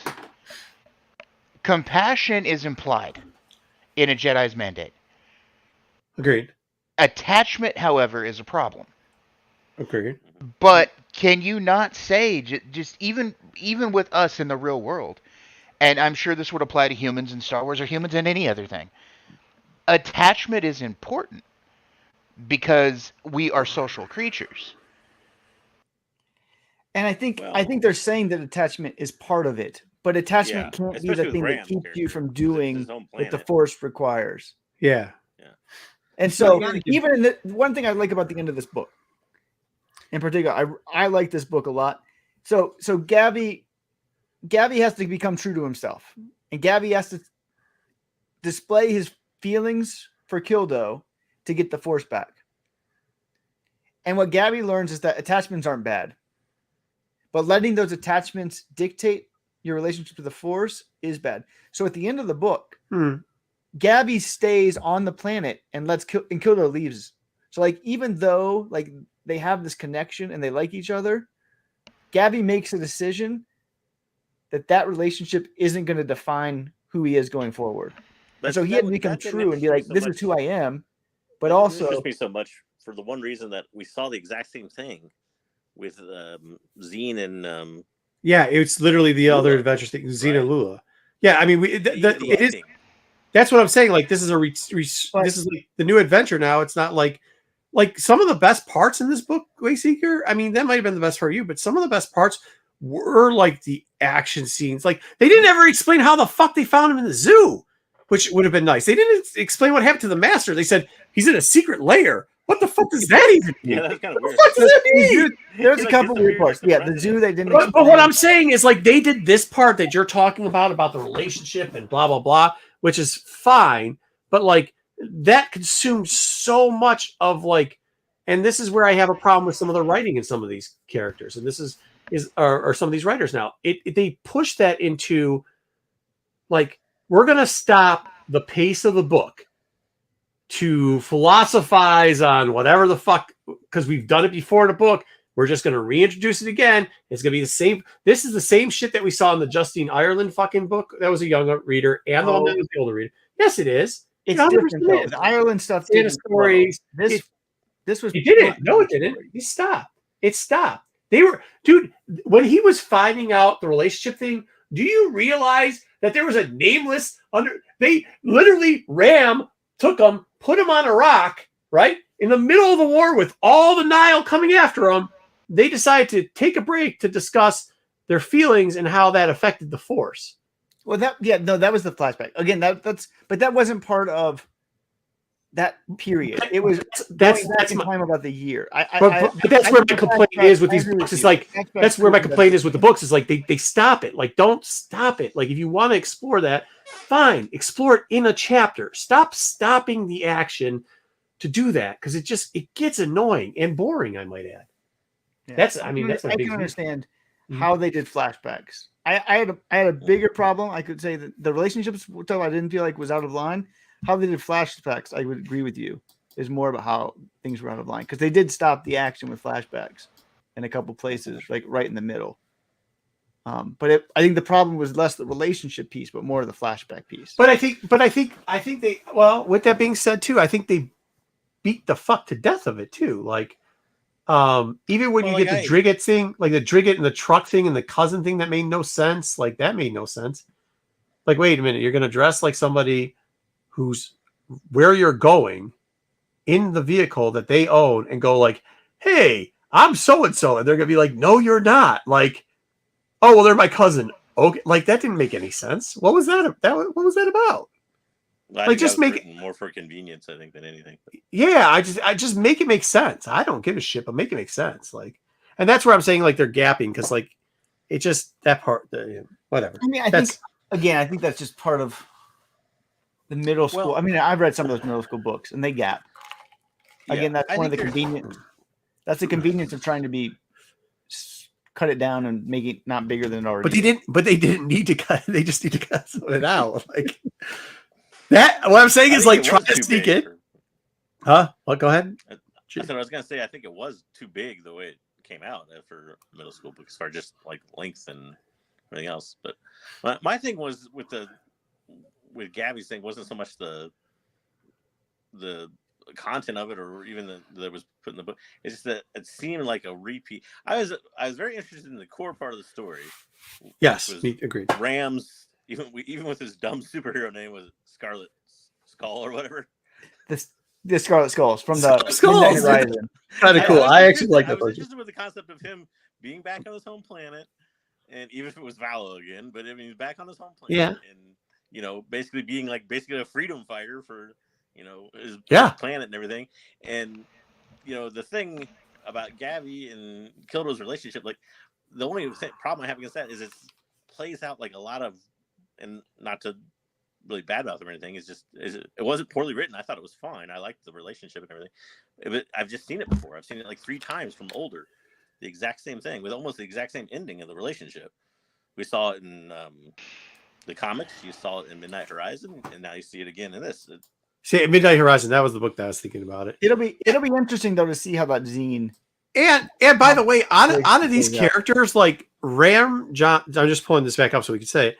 I mean, the Kildo character was fine, but like the Tep Tep character and the Ram Johnson character, like the book was supposed to be about Ram, and we got like it wasn't really. I don't think it was supposed to be about Ram. I think it was supposed to be about the 3 kids. For the middle school ones, they always make it those kids. I think I'd rather be personally as an adult. We're more interested in Ram, and I think there's. But I don't think. To Marco's Ram. point, Tep Tep didn't really. Besides the worm thing, like. Dude, you set it up so that she could like. So Tep Tep's got a power where she could talk to fucking animals, pretty much, right? Like you set that up so good, and then didn't really. You know what I mean? Like, yeah, it was cool, bro. Even in like the zoo, like hanging out in the zoo and like having them kill the Nihil, like if they ever. Yeah, but it wasn't like what. Yeah, I guess. But she was basically the reason they could be in the zoo. Yeah. Yeah. Yeah. Let's face it. If she didn't have that power, they couldn't have stayed there. They would have died. It was just the 2 of them. But we all know in the end, these kids all get it. Dom, you're so they don't. Dom, I'm telling you, they don't get it. They just fall in love and then they leave the Jedi Order. That's all that happens, bro. The Jedi Order, they go their separate ways. Which I thought that was a good ending. I thought that was the difference. Okay, you guys are talking about a purge. All Jedi are going to get it. These characters are probably dead by the time of Order 66 and everything. Sure. So yeah, they are dead. It's been like 200 years, 300 years plus. Then they're more than dead, unless some of these races can live forever. Dude, how the Nameless died in this book? Because that's why I was like, dude, there's no way. Like, can we just start killing off some of the Nameless too? That's the one thing I'll give them A++. At this point. A++, because this, whatever. But then a lot of the stuff there, I just thought, like JJ said, retread wasn't the parts where it started to get excited, they stopped. Okay. But what they did with the Nameless. It was the way you opened it versus the way you ended in. Like, I get that it's supposed to be about these 3 kids, but that's not the way the story was opened, I guess. And my thing is, like, when you open a story, I want to see that story told from beginning to end, and then you insert the flashbacks and everything else that kind of break up that same story. It was just too much of that. It was choppy, in my opinion, the flow of it. I didn't think it was bad. I still thought it was a pretty good book, actually. But why do we have statements on this set of questions? Because I have to. Wayseeker, this is horrible. Can we do something better about this? No, can't. This is what people want to see. This is not. Nobody ever has been like, we get the PowerPoint presentation. People want to watch the book of Boba Fett. I mean, JJ, I can't hear you. Hold on. Let JJ's mic's light. Can we, JJ, go ahead. Oh, I'm sorry. They may be in Wayseekers questions. I don't know. I was just going to ask everybody what they thought of Niv. Of who? Niv. I liked how it ended with Niv. I didn't mind how it ended, but he seemed, like I say, clinically depressed or something the whole time. He is. Yeah. Once again, I think that's where I'm describing too. Like, if they cut down some of the other like fluff filler relationship stuff, they could have described portions of that better. Because, that was fucked up. I mean, that was fucked up in short. Like, that didn't like. The dude lost his pet. Like, and that his pet was like his one thing in life. Get the fuck out of here. He lost his pet. Like, he became like this like super emo kid, which is what happens. I thought that was good. Is not what happens, dude. He became super emo kid. He did. No, he did. He became like non-coherent, not super emo kid. Have you never listened to emo music? He was in a coma. No, fuck. I don't listen to emo. Look, so you're saying he's like Elliott Smith, like the Star Wars. Yeah, he's the emo kid. Yeah. No, he literally said he was non-coherent at one point. That's how emo is. You don't understand what emo is, so that's your problem. Like, they were like, he's unconscious. Was he more goth? Like, from goth. He turned from goth to emo. Like, he was goth. Oh, and he became emo. That's what happened. I mean, that's what happens when you have a Nazi fucking scientist hugging you. Like, I guess. All right. For those people that don't know, there's a scientist that experiments on people. It's taken off of mystery, and that's the guy that mentored this kid. I'm gonna say this is my favorite middle school book they've ever written. And maybe that's not a high bar. And when I look back at it, but as at least you admit that. Yeah. Vernestra didn't work. When I look at like the middle school books, Vernestra doesn't work as a middle school character at all. She was way too perfect. The youngest person ever, didn't do anything wrong. Like she had some questions in her faith. Ram is the most human Padawan that we've ever encountered. The dude is like average Joe at best with just a heart of gold. But there's nothing special about him other than he can tinker with machines. He's not good. He's not even a Jedi yet. He's just this Padawan. Can we stop with the wizard thing, though? With a heart of gold that is the most average, basic Padawan we've ever got. He is human to the core, while Vernestra's the opposite. And he's that's Naruto. What? But I said he's Naruto. Yeah, but I think that's good. I think that's good in a middle school book to show. Like, go to a middle school lunchroom at one time and just look around and how diverse the students would be. Like, you'll get whatever your emo character is. You'll get what, like they really are. But you'll get the girl who is questioning her faith, or guy who's questioning their faith, and at the same time also doing pretty damn well at everything else. You know what I mean? And then you'll get the guy or girl who's a little bit, shall we say, in the stars and happy-go-lucky. You'll get the happy-go-lucky, like. When you see Ram, right? There's a couple kids who he reminds me specifically of. They are very, hey, it's hey, like a mile a minute talking about random, and you're like, yeah, okay. And like some people take that as like, oh, they're very like they're whatever, and you just got to go, no, just let them listen to whatever nonsense they're saying and say, oh yeah, that's cool, and like, oh, so tell me more about that, because that's all they want is somebody to listen, and that's kind of how Ram is. He wants you to listen to whatever I don't know what he's talking about. To me, it's nonsense, but to him, it's the most important thing he's ever. You're saying Ram is like the nerd friend? Not even the nerd. He just like that. Like nowadays, with the kids of this age, when you talk to them nowadays, they will talk to you about all types of weird, like not weird shit, but like. Normally not stuff you'd be talking like science. They'll talk to you about doing Ram dirty. Pokemon, building packs and shit. Dude, I'm a fucking master of this shit now. I can't say the name right, but whatever. But they'll talk to you about like Roblox. They'll talk to you about the Minecraft shit. Like any of the shit they're talking about. I don't know any of that shit. Talk to you about Fortnite. You think I fucking know? Fuck no, I don't know a fucking thing about. But they'll talk to you about all this stuff. They'll talk to you about basketball teams that suck and only win like 5 games a season. But it's all the same. They just need to get it out of themselves. And that's Rob. He's talking about his mechanical stuff and da-da-da-da-da. Where you saw Ventress, I think Ventress was the perfect opposite to her. She was very...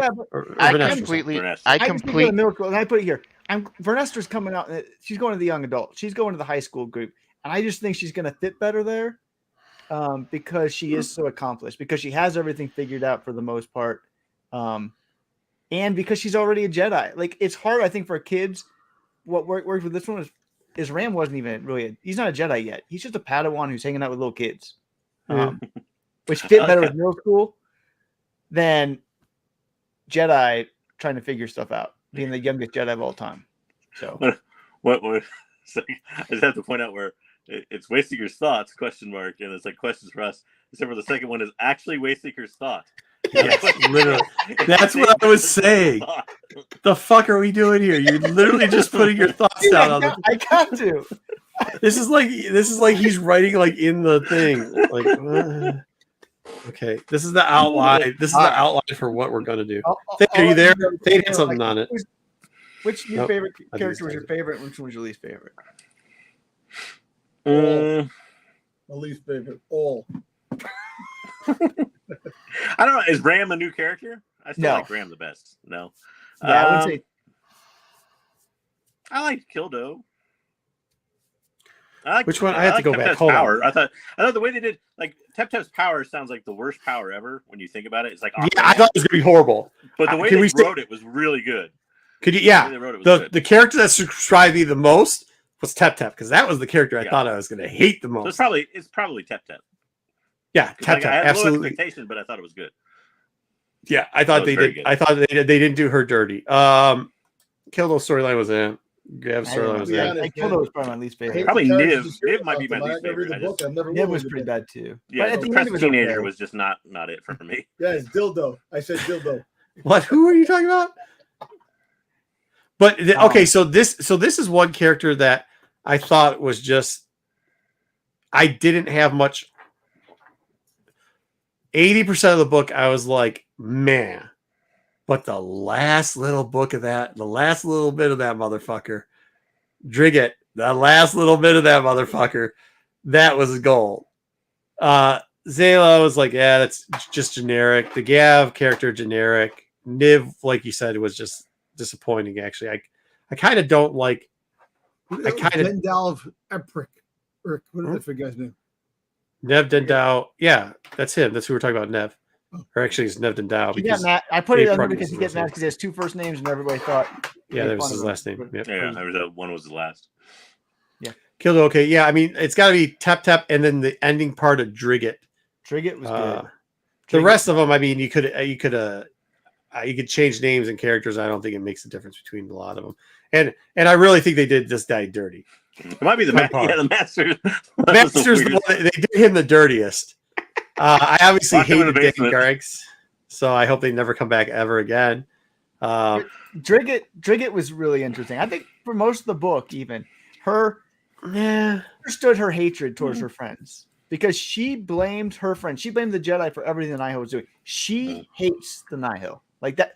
Her anger and her fuel of hatred was intense and real, and I thought that was good. And so she blames her friends not dying. See, that's where I think 80% of the time they wrote her wrong. I don't know that those types of characters don't appeal to me that much because the emotion is just anger, and it's almost pointless anger to a degree. In my opinion, it was. But I mean, I get it, but at the same time, they try to. There's got to be some emotion there that they show besides just anger. And this is the problem with it. They tried to make you feel sympathetic for a bunch, and then they'd be like, yeah, but you can't feel too sympathetic for her. And then like, oh yeah, but that, and they kept doing that back and forth. It's like, yeah, once again, like retreading the same thing where you could have cut out 50 pages. And then you could have told us something about the Master who's in some secret room. By the way, it was nice that they didn't have it was nice they didn't have the reconciliation. Like you thought. Oh, I'm not saying the reconciliation, but I'm saying that last little 2% they gave us. Like I would like to see more of that. And more of that. Please, where the fuck is the Master? Is he okay? I'm really worried about this guy. Nobody cares about this guy. Seriously concerned here. Nobody cares. That was the guy. He saved all them little shitheads' lives. He saved all them little Ram Jam's life so he could see fucking Wizard 800 fucking times. Dude, that Wizard world. That Wizard word has become like a fucking Dane Cook joke. Like, how many fucking times do you say it? You're just gonna kill it so it's not cute anymore? Like, stop it. Relax. Yeah, they can't. We need to put out when an old person like gets away from the nursing home and just they call it a silver alert. I think we need to put out a silver alert for the Master. Yes, for sure. Those kids did him dirty. They locked him in a dungeon and said, "Yeah, he's just resting. Don't worry about him. Don't worry. He's fine." Okay, so what I was going to say a minute ago. Sorry. I can't really speak to this book because, again, I didn't read it. But having raised 5 daughters through teenage years on my own, for the most part, I kind of understand the hate that the one character, Drigget. I kind of understand because I've seen my daughters go through that. From what you're describing, I've seen my daughters go through just irrational hatred of a thing for months. And then just one day they're like, all right, it's okay now. It's whatever. And that's possibly what's going on here. I mean, yeah, no, I agree. Like, I think hatred used in that, lots of people, but young adults. Well, I think she was kind of using it. I think she was kind of like, hey, listen, these fucking Nihils suck, and I'm going to sabotage them in the long term, I guess. I mean, that's just how they wrote it in. But then it was like, no, this is all about hate. It's like, well, which one is it? Is it all about hate, or is it that you're actually really crafty and further down the line you have, like, I don't know. You'd have to read it to explain, but, like, it just wasn't done well. In the sense, like, you're going to need to read it. Because this character is, we saw it's on the cover of High Republic Adventures 4. It's fairly obvious that it's a heel turn, right? Yeah. His anger is what makes her the heel, and then by the end of this, there's it's going to start to turn. Call it anti-hero. Spoiler alert! Spoiler alert! They did it in the fucking first Star Wars Adventures, so we're gonna. I don't know if she is. I don't know if she's going to be an anti. I think she's going to try to take the Nihil down from the inside. That's an anti-hero. The Nihil are bad guys. No, she's always one. I guess that's true, but I see what you're saying. Yeah, but that's what I'm saying. She always wants to take it down, so she's not really like she's not really a villain, right? Yeah. So, yeah. Like there isn't. It's actually a fake. Like you're giving it fake. The character fake death. It's not fake. It's not really an in-depth character. All right, let's here's the key. All right, and then the most important part of the book. Did anyone else catch the Tanu reference? Because Tanu was mentioned. Zyle mentioned on a previous mission. No, they went on to Tanu where they wrecked a speeder bike. Yes. Okay. And we are going to get a Nubs Zyle. No, we're not. Somehow it always comes back to Nubs. That's right. I won't participate because that Zylok character is garbage anyways, dude. It's gonna be that should be Dexter. put on the shelf way back. Dexter, firm scissor, whatever his hand. Zyle, Nubs. Oh yeah, scissor cut guy was stupid too. They got like a crab claw. Yeah, it's so stupid. It's the guy from the dang Granks, the claw guy. Like this is stupid. Nubs, dude, let me tell you. Wayseekers, I hope it happens. I hope it happens. This is why I hope it happens. Because Star Wars Adventures, the Phase 2, was universally not highly liked. Okay. And you're now what you want to see is your favorite character injected into that. Good for you, Wayseeker. I hope you get it. I hope you get it. I just want to see more Nubs. You know why, Wayseeker? I hope you get to see more Nubs. You know what? I'm in the same boat. I want more Boba Fett. You want Nubs. There we go. Let's fight for it. Let's go. Let's do this. I love this book. I don't think it's a must read because it's not. In canon wise, it's not really that relevant. But I would really recommend this book to somebody who has middle school person, middle age students, kids, friends, family, whatever. The Dark Ranks suck too. I think it was a good book for kids who are wrestling with what kids do in that identity, who they are, who they're going to be, how you become honest with yourself. I feel like it was a book that kind of was a reliever of general angst, kind of that tween angst or whatever you want to call it. But because a lot of the characters seemed like they had angst, and then they found more peace, I guess, towards the end, type of thing. Kind of like, except for Niv.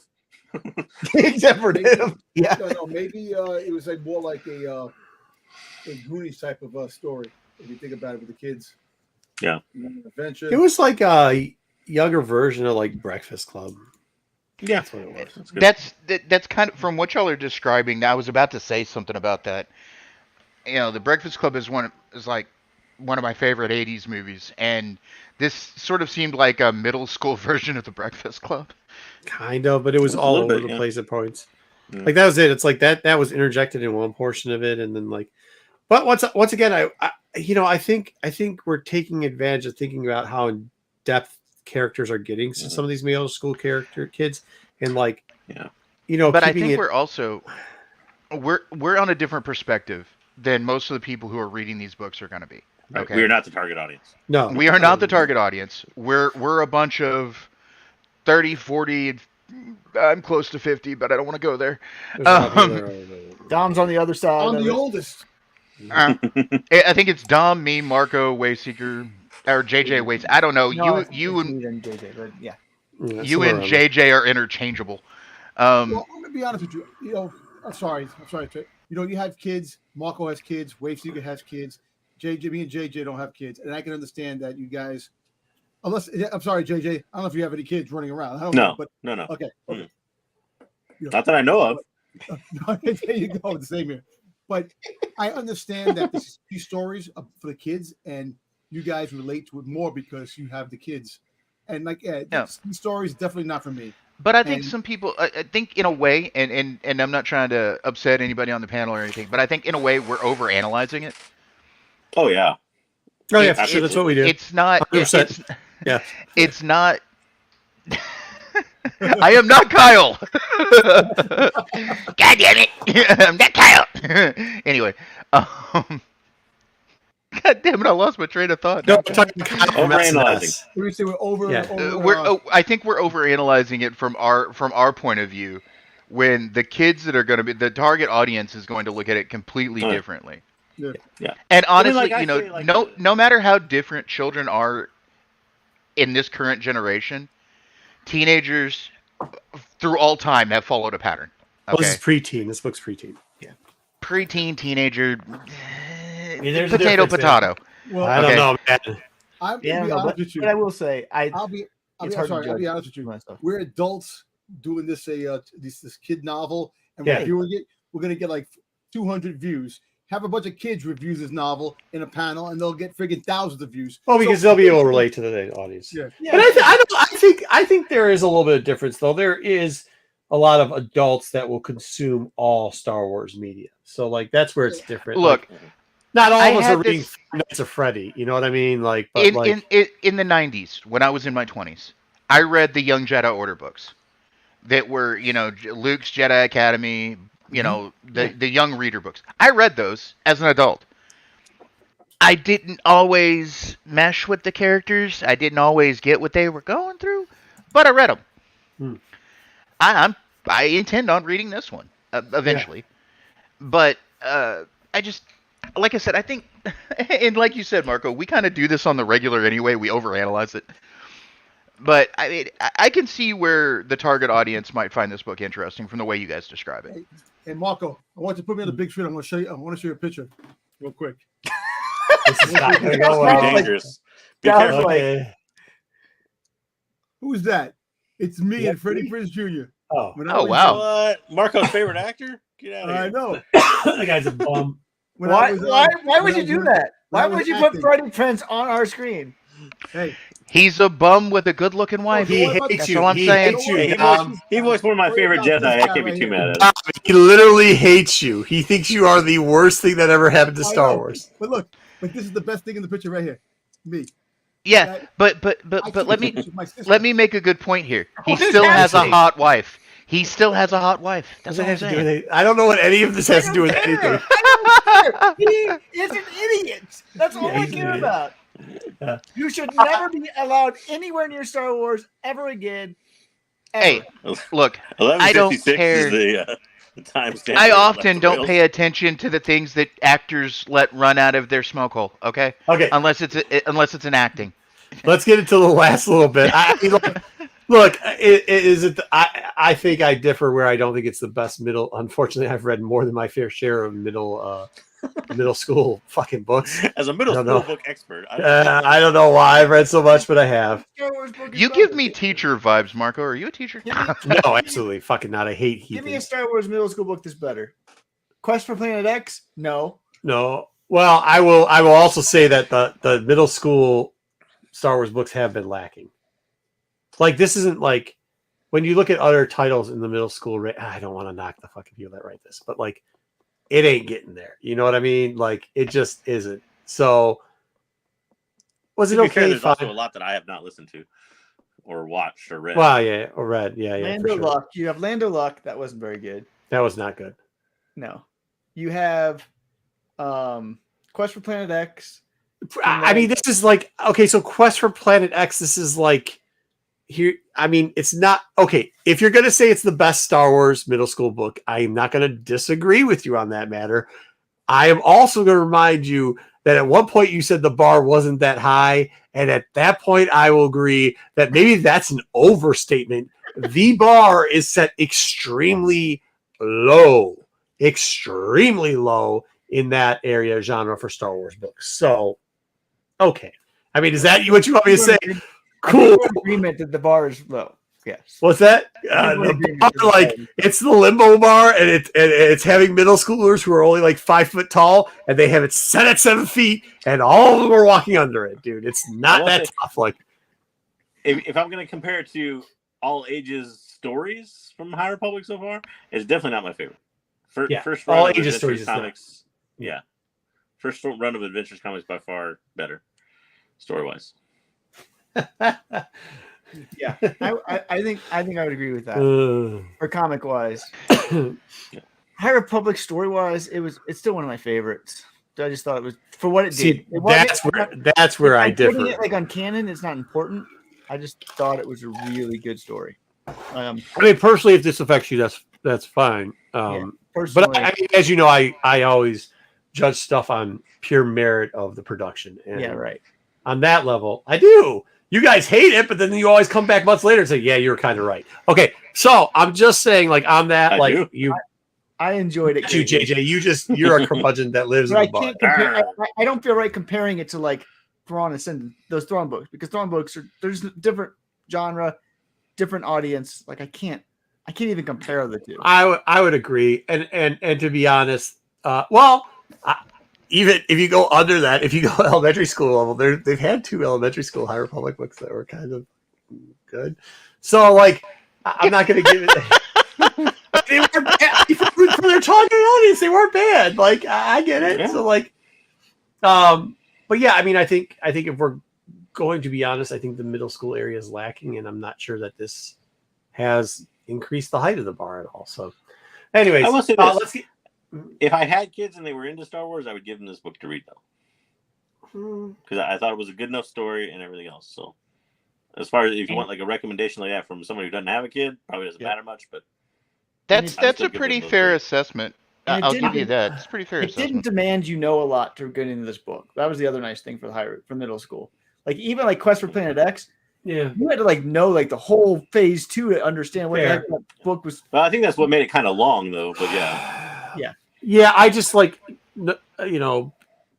around that. I just not sure that it's going to hit home. But maybe towards this once you get up higher, like the junior high levels, it might hit home. There but the younger middle school portion is not. It's just how it's written. I don't quite know it's going to hit. But whatever, man. I mean, I don't care if the kids read it, but I hate buying books if they don't read them. You know what I mean? That's you bought it anyways. Oh yeah, this book. Yeah. I mean, like whatever. Yeah. Wow, kids love Bad Batch right now. They're like hyped up to watch that shit. So they don't give a shit about. They remember, like in this household, the kids took one look at that High Republic TV show, which is supposed to be their era and their genre, and they're like, "Why the fuck is Bad Batch not on?" They're too old for it. I mean, the Young Jedi Adventures is. They ask you why there was a Care Bear on the screen. Yeah, 3 to 5. What the fuck is That's what they say. 3 to 5 is the target. Okay, yeah, it's too young for my kids. They're not. No, 3 to 5 and Wayseeker. And me. And you know what's gonna be hard? And this would be true. Bad Batch and the Young Jedi Adventures, they'll be releasing same day, I think. Mm-hmm. Close to it. I'll be watching Young Jedi Adventures. Yeah, there's a bunch of adults that are going to be trying to push that up to fucking, this is good. And then you go to the store and you see the fucking toys. I think it's actually the week before. But February 14th, Valentine's Day, Nubs is back. It's on my calendar. 10 days from now, we just want some more Nubs. Hey, would you like to go to dinner, honey? No, I'm busy watching Nubs. You want more Nubs, Wayseeker. You want Nubs, Wayseeker. I'm pretty sure in the background with all of the people holding up their lightsabers, which is going to be the final episode of the first season, that there's Vernestra in there. So as a Vernestra fan, you got to watch the scene. Listen, Wayseeker's supposed to say. You keep trying to put shit in there and try to make us like it. We're not watching it. Wayseeker wants Nubs and Scrubs. Dude, I don't know, dude, but like, I mean, that thing, Wayseeker, I told you I'd give it an honest shot. I turned it back on. I watched like 5 minutes and was like, the fuck out of here. Like, it's not good. You're wrong. I've had to watch all types of bullshit. I've had to watch fucking Bluey. I've had to watch Bluey's the fucking Paw Patrol. I've had to so much better. I'm not going to be honest. Like, Bluey that stupid Transformers for the little ones, that little Transformer one that's fucking stupid. I've seen all that shit. Bluey's the gold standard. Bluey's way better than that. Peppa the fucking pig, that horse shit. Peppa's like the bottom. This is between the two. No, Peppa's better than that shit. Peppa's way better than that shit. No Peppa's slightly terrifying. What's the other one? The Marvel Spidey Man and his super friends or whatever. That's better than the show. That's better than this. That's of the same age group. What the fuck other bullshit have I had to watch? I had to watch all kinds of bullshit. PJ Masks is worse. No, it's not. It is. No. PJ Masks is the same story over and over again. At least this one, there's not a bad guy in every episode. No, you had the Armadillo destroying the town the one time, and you had What about the cartoon? we Moon got back Girl in the day? flying around doing Tiny Moon Girl Man shit. and Yeah, but Tiny what's her name? The Moon Girl. What's her name? Moon Girl. Moon Girl. No, it wasn't Moon Moon Girl. Girl. Yeah, it's Moon Girl. Oh, her No. actual name? Yeah, in the show. Is it Moon Girl? Lula? Luna. Yeah. Luna. Luna. Yeah. Luna. They should have Yeah. left the Moon Boy. They should have left him alone and had him on the fucking goddamn Devil Dinosaur instead of putting a little girl and somebody else. That's the way the comic was. Dom is so lost when it comes to. Do you know anything about Moon Boy? Yeah. What do you know about Moon He Boy, was, Dom? he was a Neanderthal in the prehistoric age riding fucking goddamn Devil Dinosaur. That's what he was. Yeah, pretty much. Okay. Yeah, and now we have Moon Girl, And now we have Moon Girl, who's a great scientist, and it makes sense why he was thrown through here. So, the smartest cartoon's not- Marvel Comics Wait. character now, apparently. that cartoon isn't that great either. Until cartoon. I didn't watch But it. you know what? Oh. Excuse me. I'll be honest with you. I've seen Maybe I kids, like it. It was pretty good. The cartoon. Ooh. I've seen kids watch these shows and laugh their asses off because they think it's funny and hysterical. You know, and you can't blame them. You can't take that away from the kids that love this stuff. And like we're adults. We're living in a kid's world. And Yeah, but I'm asking kids if they like it, and they're saying, "Please, no, give us a Bad Batch." And Wayseeker, who's an adult, going, "This is the greatest thing I've ever seen." So yes, I'm very skeptical. So yes, I'm very skeptical when no kid. I admit it's not good, but I also think that I love it. Like I can say it's not different good. category. Yeah, fair. That's fair. All right, That's we gotta fair. move on. We gotta move All on. right, yeah. It brings me joy. Let's hurry up and get this last part done because we're going to expand on it. This is called the Character Showdown. Star Wars, though. Did you say, yeah? JJ, we're going to expand on it. And you're the one who has to expand on it. Old Republic versus Star Wars High Republic. We're taking two characters and we're seeing who everybody likes better. Here we go. It is the Darth Bane versus Marshawn Rowe showdown. Yeah. It's like Thunderdome, baby. So, do you want to cover this, JJ, or would you like us to? I'll cover it, yeah. So, first up, we have Darth Bane, who's representing the Old Republic, fighting out of, I can't remember what planet he's from, but anyway. He's the Dark Lord of the Sith. Basically, he got that title through machination, but also a little bit of default. He was like the only person left for the Sith after the Jedi killed them off. No, not after the Jedi killed them off. The Sith After did. Lord Khan killed them off with a thought bomb. Okay. The mind bomb, yep. Which, by the way, Bane tricked him into using. So Yes. Yeah. Go ahead. Yeah, the Jedi had nothing to do with that. Yeah. But anyways, creator of the Rule of Two, which we all know the Rule of Two is Master and Apprentice only. Basically did it so that it wouldn't be this kind of Sith infighting that they had, and also so he could preserve his own power. But also he set it up so just like we see, although Sidious has like 18 apprentices, but in that same way where you see the apprentice always wanting to knock off the master, that exists in Bane's time too. He kind of does like the original version of that. Eventually gets killed by his apprentice. Spoiler alert. And Zana. Yeah, he was really the one that made a whole, I guess, lifelong vendetta that lasted about through the Clone Wars. Yeah. And then, I don't know. I tried to come up with his greatest weapon because I wanted to try to do that for his person. I said his command over force of dark force powers, and also the legacy that he built for 1,000 years of hating the Jedi. Well, I think that's one of it. The how he tricked the Sith to get. I'll tell you this: the comics sucks.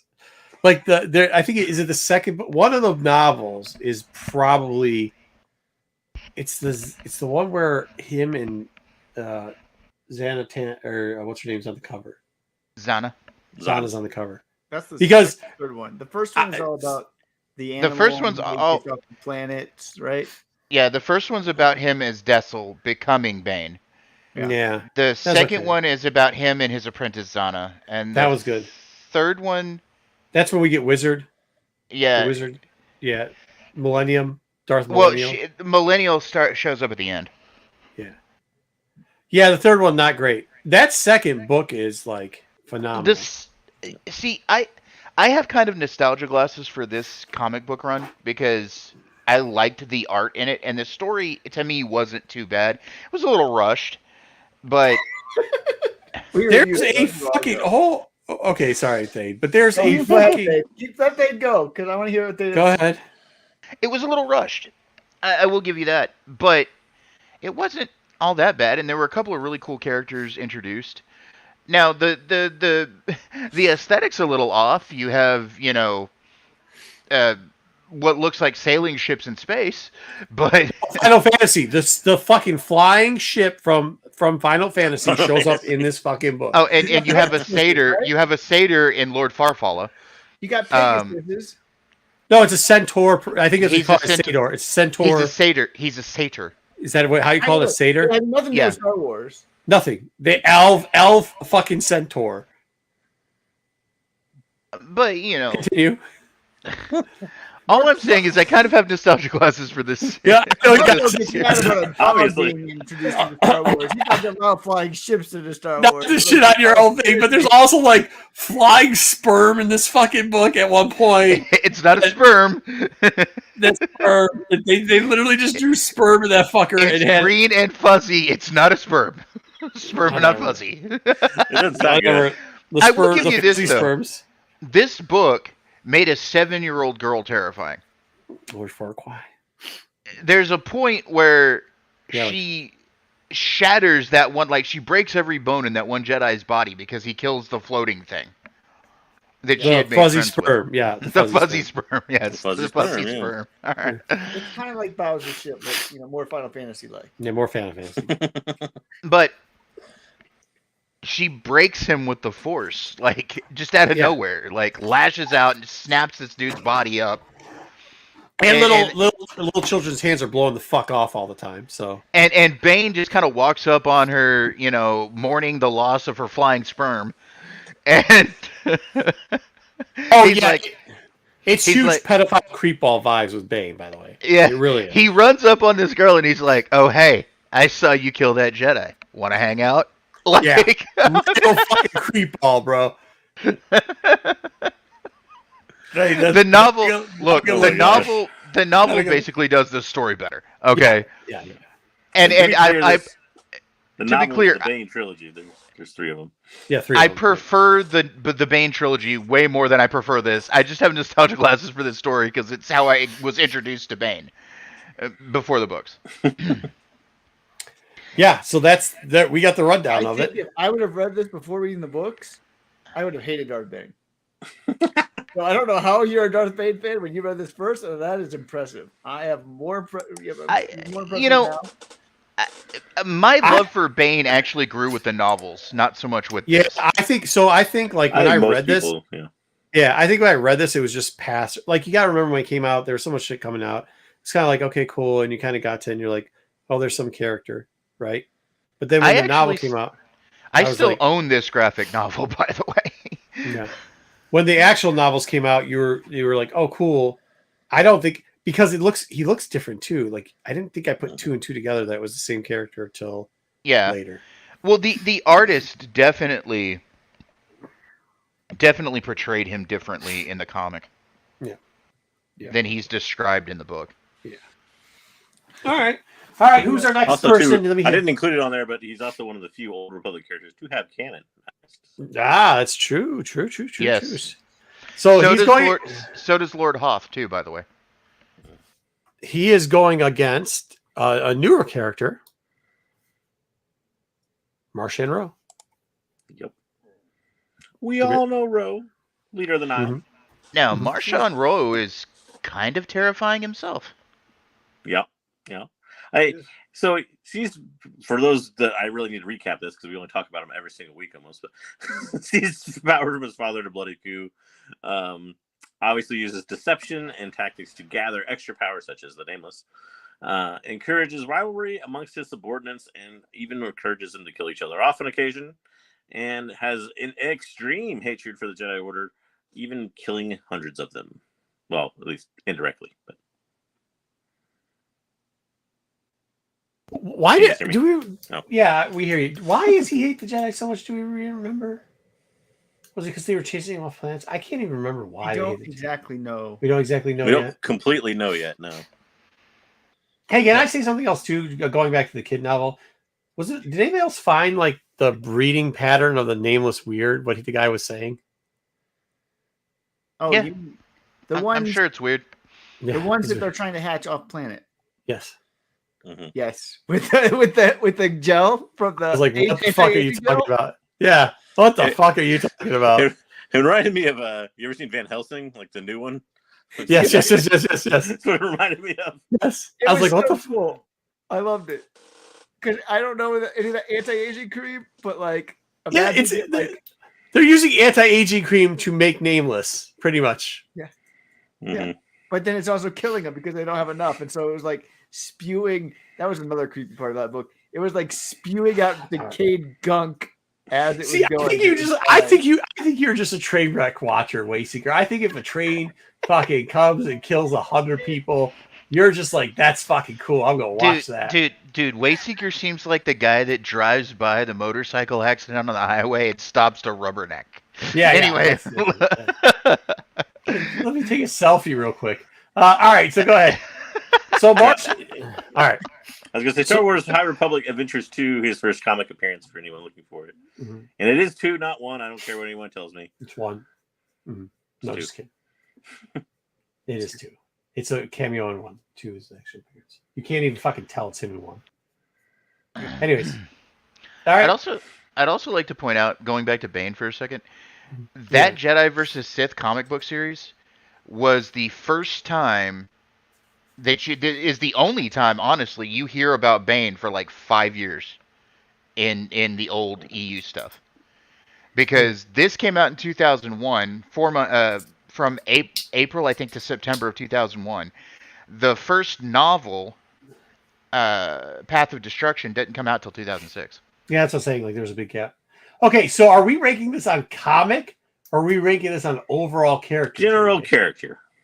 Because so far, the comic book portrayal goes clearly to Marshawn Rowe. Absolutely. Clearly to Marshawn. Yeah. Absolutely. If you're talking on general, though, I still think Bane. General novels count. Everything counts for both characters. Both characters have been in novels. Obviously, everything else. So. This is hard. Actually, this is tougher than you think. It is Because Roe obviously is a little more methodical. Well, here's the thing. The best product overall, book 2 in the Darth Bane series. Rule of 2, yeah. Yeah, the rule of 2. However, the lows in Darth Bane are way worse than the lows in Marsha and Rowe storylines. Go ahead, Dom. What were you going to say? I was going to say the fact is that, they're pumping up now Marshawn Rowe. His newer character is in the High Republic, and the way Star Wars is Lucasfilm is going to go pushing more towards the High Republic. I have a strange feeling that we're going to see Marshawn Rowe on screen before we ever see goddamn Bane in live action, and that's the crazy stuff. Live action, maybe. I don't You've know. already seen Bane on screen. Yeah, you've seen him on screen in the animation and Zagos. Animation, but I'm talking about live action. I think the Acolyte is gonna Rowe's gone by then, and I know, but talk about it, and you might see a flashback of Marshawn Rowe. You might, maybe, because I mean, if that's your guess, then you have the same likelihood of them coming across a book or a statue of Darth Bane. Yeah, I mean, it's the same. It's probably more of a likelihood that they come across Darth Bane. There's a statue of Bane in Palpatine's office in the prequel trilogy. Right. Yeah. Bane also has loose ties to Mortis in a couple ways. So, yeah. Who's more interesting is the hard part. Well, I think at this point, because there's more to Rowe that we haven't discovered, and we don't know why he hates the Jedi and everything else. That's what I'm saying. Like the optimism for a character, the potential for Rowe to be better is great. We've seen the downside.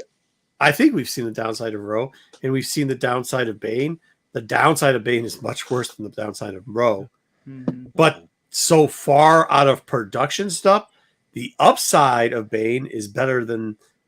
I don't think we have an equal book to the second novel in the Bane trilogy. And Rowe honestly was more fearsome to the Jedi than Bane was. Like, well, it seems that way, but yeah. But if you Okay, think so about it, not really. I have a real quick question about Marchand Rose, since I'm relatively new to the High High Republic. Republic. Yeah, sure. Is Marchand Rose force sensitive or not? we No. don't know. We but don't know. Doesn't seem I that don't way. think so because the nameless have never attacked him. So But I he don't also know that would work. but he also has the staff. Yeah. And he could So be we don't hiding entirely it. know. He could be hiding it, and it might come out. Maybe it might come out in this third chapter. You know what I'm saying? But- Yeah, so he doesn't like the Even Alicia had the staff, and it was still siphoning off some of Alicia and making it. Also, too, Well, he that could no, have but figured that out a was way to because cut she himself was. off. Yeah. What? Yeah, that's He could have found a way to cut himself off, so he's not. and that's because Alicia was using those as a baby, where he doesn't. He uses them strictly as a weapon. He keeps Okay, it- so see, that was an interesting point too with this book. The Sav kid, for some reason, keeps the fucking thing in a briefcase, where like We saw it in the comics. It was in like fucking the sense. treasure chest. Yeah. Yeah, Remember? that's what I'm He's gonna saying. have another baby. So like, Okay, we're so- gonna baby number 2. I was reading this entry on Marchand Rowe in the Wikipedia thing. Okay. And it says Marchand was told of his family's history with the fabled Jedi Order, designated to protect, blah blah blah. Yeah. The Everini's instinctive distrust and the Rowe family's beliefs on balance, practiced by the faithful, ran counter to the Jedi's own beliefs on balance, precipitating conflict between them and the Rows. So They- that's dude, the possibly Rows- why he hates the Jedi. No, the Rose hate everybody. They literally Yeah. hate like the And also, too- Reenies hate everybody. They like literally just Ro- they Rose have a seems to theme be like kill seemingly- everybody. Rose seemingly hates his family. So it Yeah, seems well, odd that he did he kill his dad? He killed his dad. he killed his dad. It says here. His at aunt the or time- whatever, and his cousin. It says at the time, over a century prior, the Rose had confronted the Jedi, a conflict that they lost. Yeah, yeah. I mean, they confront everybody. Like the Everini confront. Like they're literally the first introduction you get to Everini. They're kicking other people off of a planet to die who are their cousins. So they get in conflicts with fucking everybody. But yeah, I mean, so obviously the Jedi. I think there's a lot of history there that we're gonna learn over. The We next too, Yeah. which I think is And potential. there's got to Cade. be a reason. You bring that we up just gives us don't love. know yet. Yeah. And then it's going to come out probably in the next few months. Yes. And like, Martian Rose better. Bane still his name. I don't think that's a legitimate argument I- there. and the thing about Martian Rowe, which I really enjoy, I love Bane. And so this is No, really Bane got his name because of his father. His father called him the Bane of his existence. That's why Bane took the name Darth Bane when he was given the Darth title. Hey, that's It is so Solo. refreshing to He have comes Star on Wars Solo. villains who aren't Sith. That's the thing. Like, I love Thrawn, but Yeah. Thrawn's not a real villain. Thrawn is a chiss through and through. He acts as a villain for the sake of the chiss. He's Marchand Rowe if Marchand Rowe wasn't a villain. He's not even but an he's not anti-hero. evil. He's not evil. He's not. That's what I'm saying. Like he wasn't he's out not just for chaos himself. for chaos' sake. Yeah. Martian always is much like the strategist, like Thrawn. He always sees things 5 steps ahead of everybody else. And yet he is just pure chaos incarnate. I think at this point, just because the high note of Bane wins, but I'm saying that the next time Marchand Rowe has a novel based about himself, that may flip flop. That Good. very well may flip flop. Well, I look at it this way. I was Roe. I was Roe all the way when I was building this thing.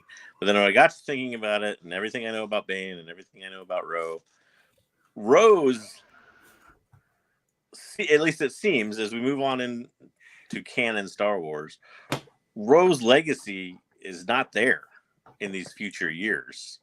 Huh. I mean, we don't know what happens yet, but Yeah. at some point when the Skywalker saga is occurring and everything, pretty much everybody has forgotten about the Nihil, and that's only a couple hundred years. Bane, from the start of over 1,000 years to the point of the Clone Wars, his whole vision of eliminating the Jedi Order and everything basically comes true in the end. Although it was short-lived, but it comes true in the end of eliminating the Jedi Order. And his whole rule of 2 and the Sith staying hidden and not fighting amongst themselves to eliminate the Jedi, and everything, all that legacy works out over that long time and is a success. Yeah. But is that because we see it through the eyes? Is that because so far we haven't expanded the universe enough, and all we see it through is the eyes of the Jedi or Skywalkers and the Sith. Yeah. Where now it looks like we're doing even expansion. the universe doesn't seem to remember anything about the Nihil. I don't know if that's true. I'll be interested to see. No, they're starting to follow that. And the Nihil was recognized in the Afro book a while when they stole the path accelerator. Well, I remember if you remember the very first mention of the Nihil, which was actually in an adventures book for IDW, I forget 30 or something like that. They mentioned they're like, oh well, it was this ancient order, and I think they even may have said the name Row. I don't remember, but yeah, no, it was one of the rows. Like, oh, okay, that's nice. I don't remember that. There was a row in that story. Yeah. I don't know what's going to happen with Everini. I also don't think Bane is well known outside of the Jedi Order. Like nobody knew who the Sith are. So but that's what Star Wars is about, mostly, right? As the Jedi Order. I mean, that's Thrawn would just be such a bad sexual lover. Yoda sees him still as a threat, even in ghost form or whatever you call it. But also, isn't the reason that we don't know about the Nihil is because people are so afraid of the Nameless? Like. Well, who's afraid? The only people afraid of the Nameless are the Jedi. Yeah, so like they hide that. I don't know what's going to happen in the future, but isn't Marchion Rose so terrifying that they bury it deep and let nobody know about it deeply? Yeah, and then they're just gonna. That's a way to get around why they haven't mentioned it since, I guess. But I mean, I gotta say this: potential wise, Marchand Rowe wins out because Bane. Unfortunately, the story's pretty much been written on him, and I don't see them doing much. Like. They can add him in and use him as the Baba Yaga, you know what I mean? But like he's not going to they're not going to rewrite 3 novels like they did with Thrawn, I don't think. They will. I don't know. I don't agree with that. I think they're going to what's going to happen if they use them in canon. You honestly have no idea. Yeah. Yeah. But it doesn't look like they're going to visit Old Republic Bane anytime soon, but you never know. You never know.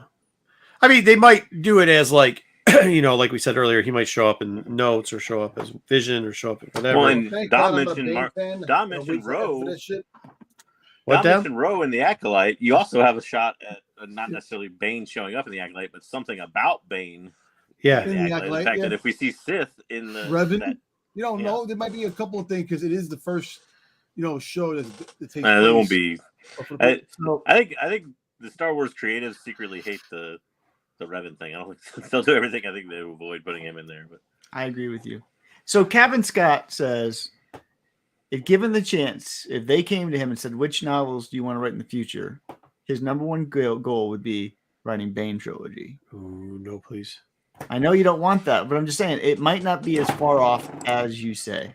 Because he loves his dark side lore. He does. He loves his dark side lore. But he's more good at writing the horror stuff than he is at writing. Yeah, but he's saying if they came to him and they said, write us some books, he would do that. Tell the truth, I'd kill to write a trilogy based on the Sith. Tell you the truth. I mean, I'm a huge fan of the Sith, so. Yeah. Kevin's lore review was good. So Kevin's whatever. Jedi Lost. That was Jedi Lost is good. Yeah, Jedi Lost is good. I guess you're right. He could writing wise, I guess, novel wise, you're right. He probably could pop it out. All right. Well, hey, the answer to the question right now is currently Bane. However, Marchand Rowe has more upside. That's all I'm going to say. Yeah. I don't know what your opinion is. As long as they don't ruin his ending. I'm going to abstain from this vote because I don't know a whole lot about Marchand Rowe, so I don't want to. With my knowledge of Bane, I don't want to be unbalanced. All right, sure. So I'm gonna stay neutral on this one just for now. I guess part of the question then comes down to who do you want to see show up first? It's not even that. I mean, which character do you like to a degree? But I find Marchand Rowe interesting. What I know of him, and I would like to learn more. Mm-hmm.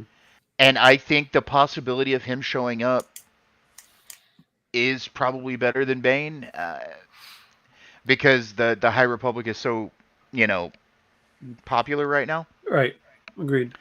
But I still say what we've been saying since we started this little segment. that we will probably get a statue of Bane somewhere, a mention of Bane, maybe a Bane's holocron or whatever, Well, somewhere in the Bane Acolyte or in that time period somewhere. wasn't in the in the Rise of Skywalker. They had the murals Yeah. with Bane and with the Nihilus and all that stuff. And No, they that was cut that wasn't actually that was cut out. That wasn't. That was in- cut out. It was supposed cut to out. be there, but it was It's cut out. supposed to be. It's cut out. Yeah, so Filmed but cut. it almost. It was supposed to be on Exegol. It's a period on Exegol. I can show you the pictures, but yeah, it's like they had a bunch of. Yeah. I'll go with Bane because Bane's one of my favorite characters. But this is a really tough one. Like Martian Rowe is probably the cooler character, but I just love the Sith. I love the Rule of Two. Yeah, the Rule of Two is dope. It's just hard for me to go against. I'm actually about to run a Star Wars Saga Edition RPG game with my Discord group that I have, where I change the story behind the Rusan Reformation. Instead of the Sith being wiped out by the Thought Bomb, Lord Khan actually wins. So, and if you look at a protracted conflict with the Sith and try to think of where it would go, I don't think the Rule of Two would have ever happened. No, I agree with that. All right, Dom, who do you got? You know, growing up, loving the Old Republic and the characters and stuff like that with Bane, and knowing the story of Bane, he had a lot of cool aspects about him, and like I said, the Old Republic is always has a place in my heart. But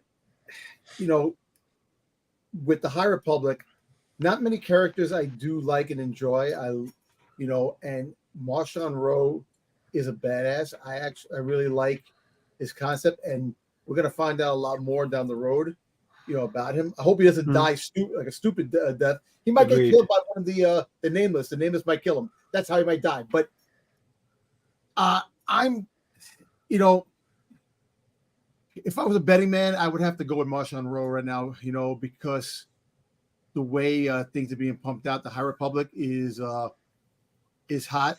The characters are being put into the aspects of Star Wars, and we're getting to know them. And I think Marshawn Rowe is definitely going to be a character that's going to wind up being all over the place much sooner, and probably TV much quicker.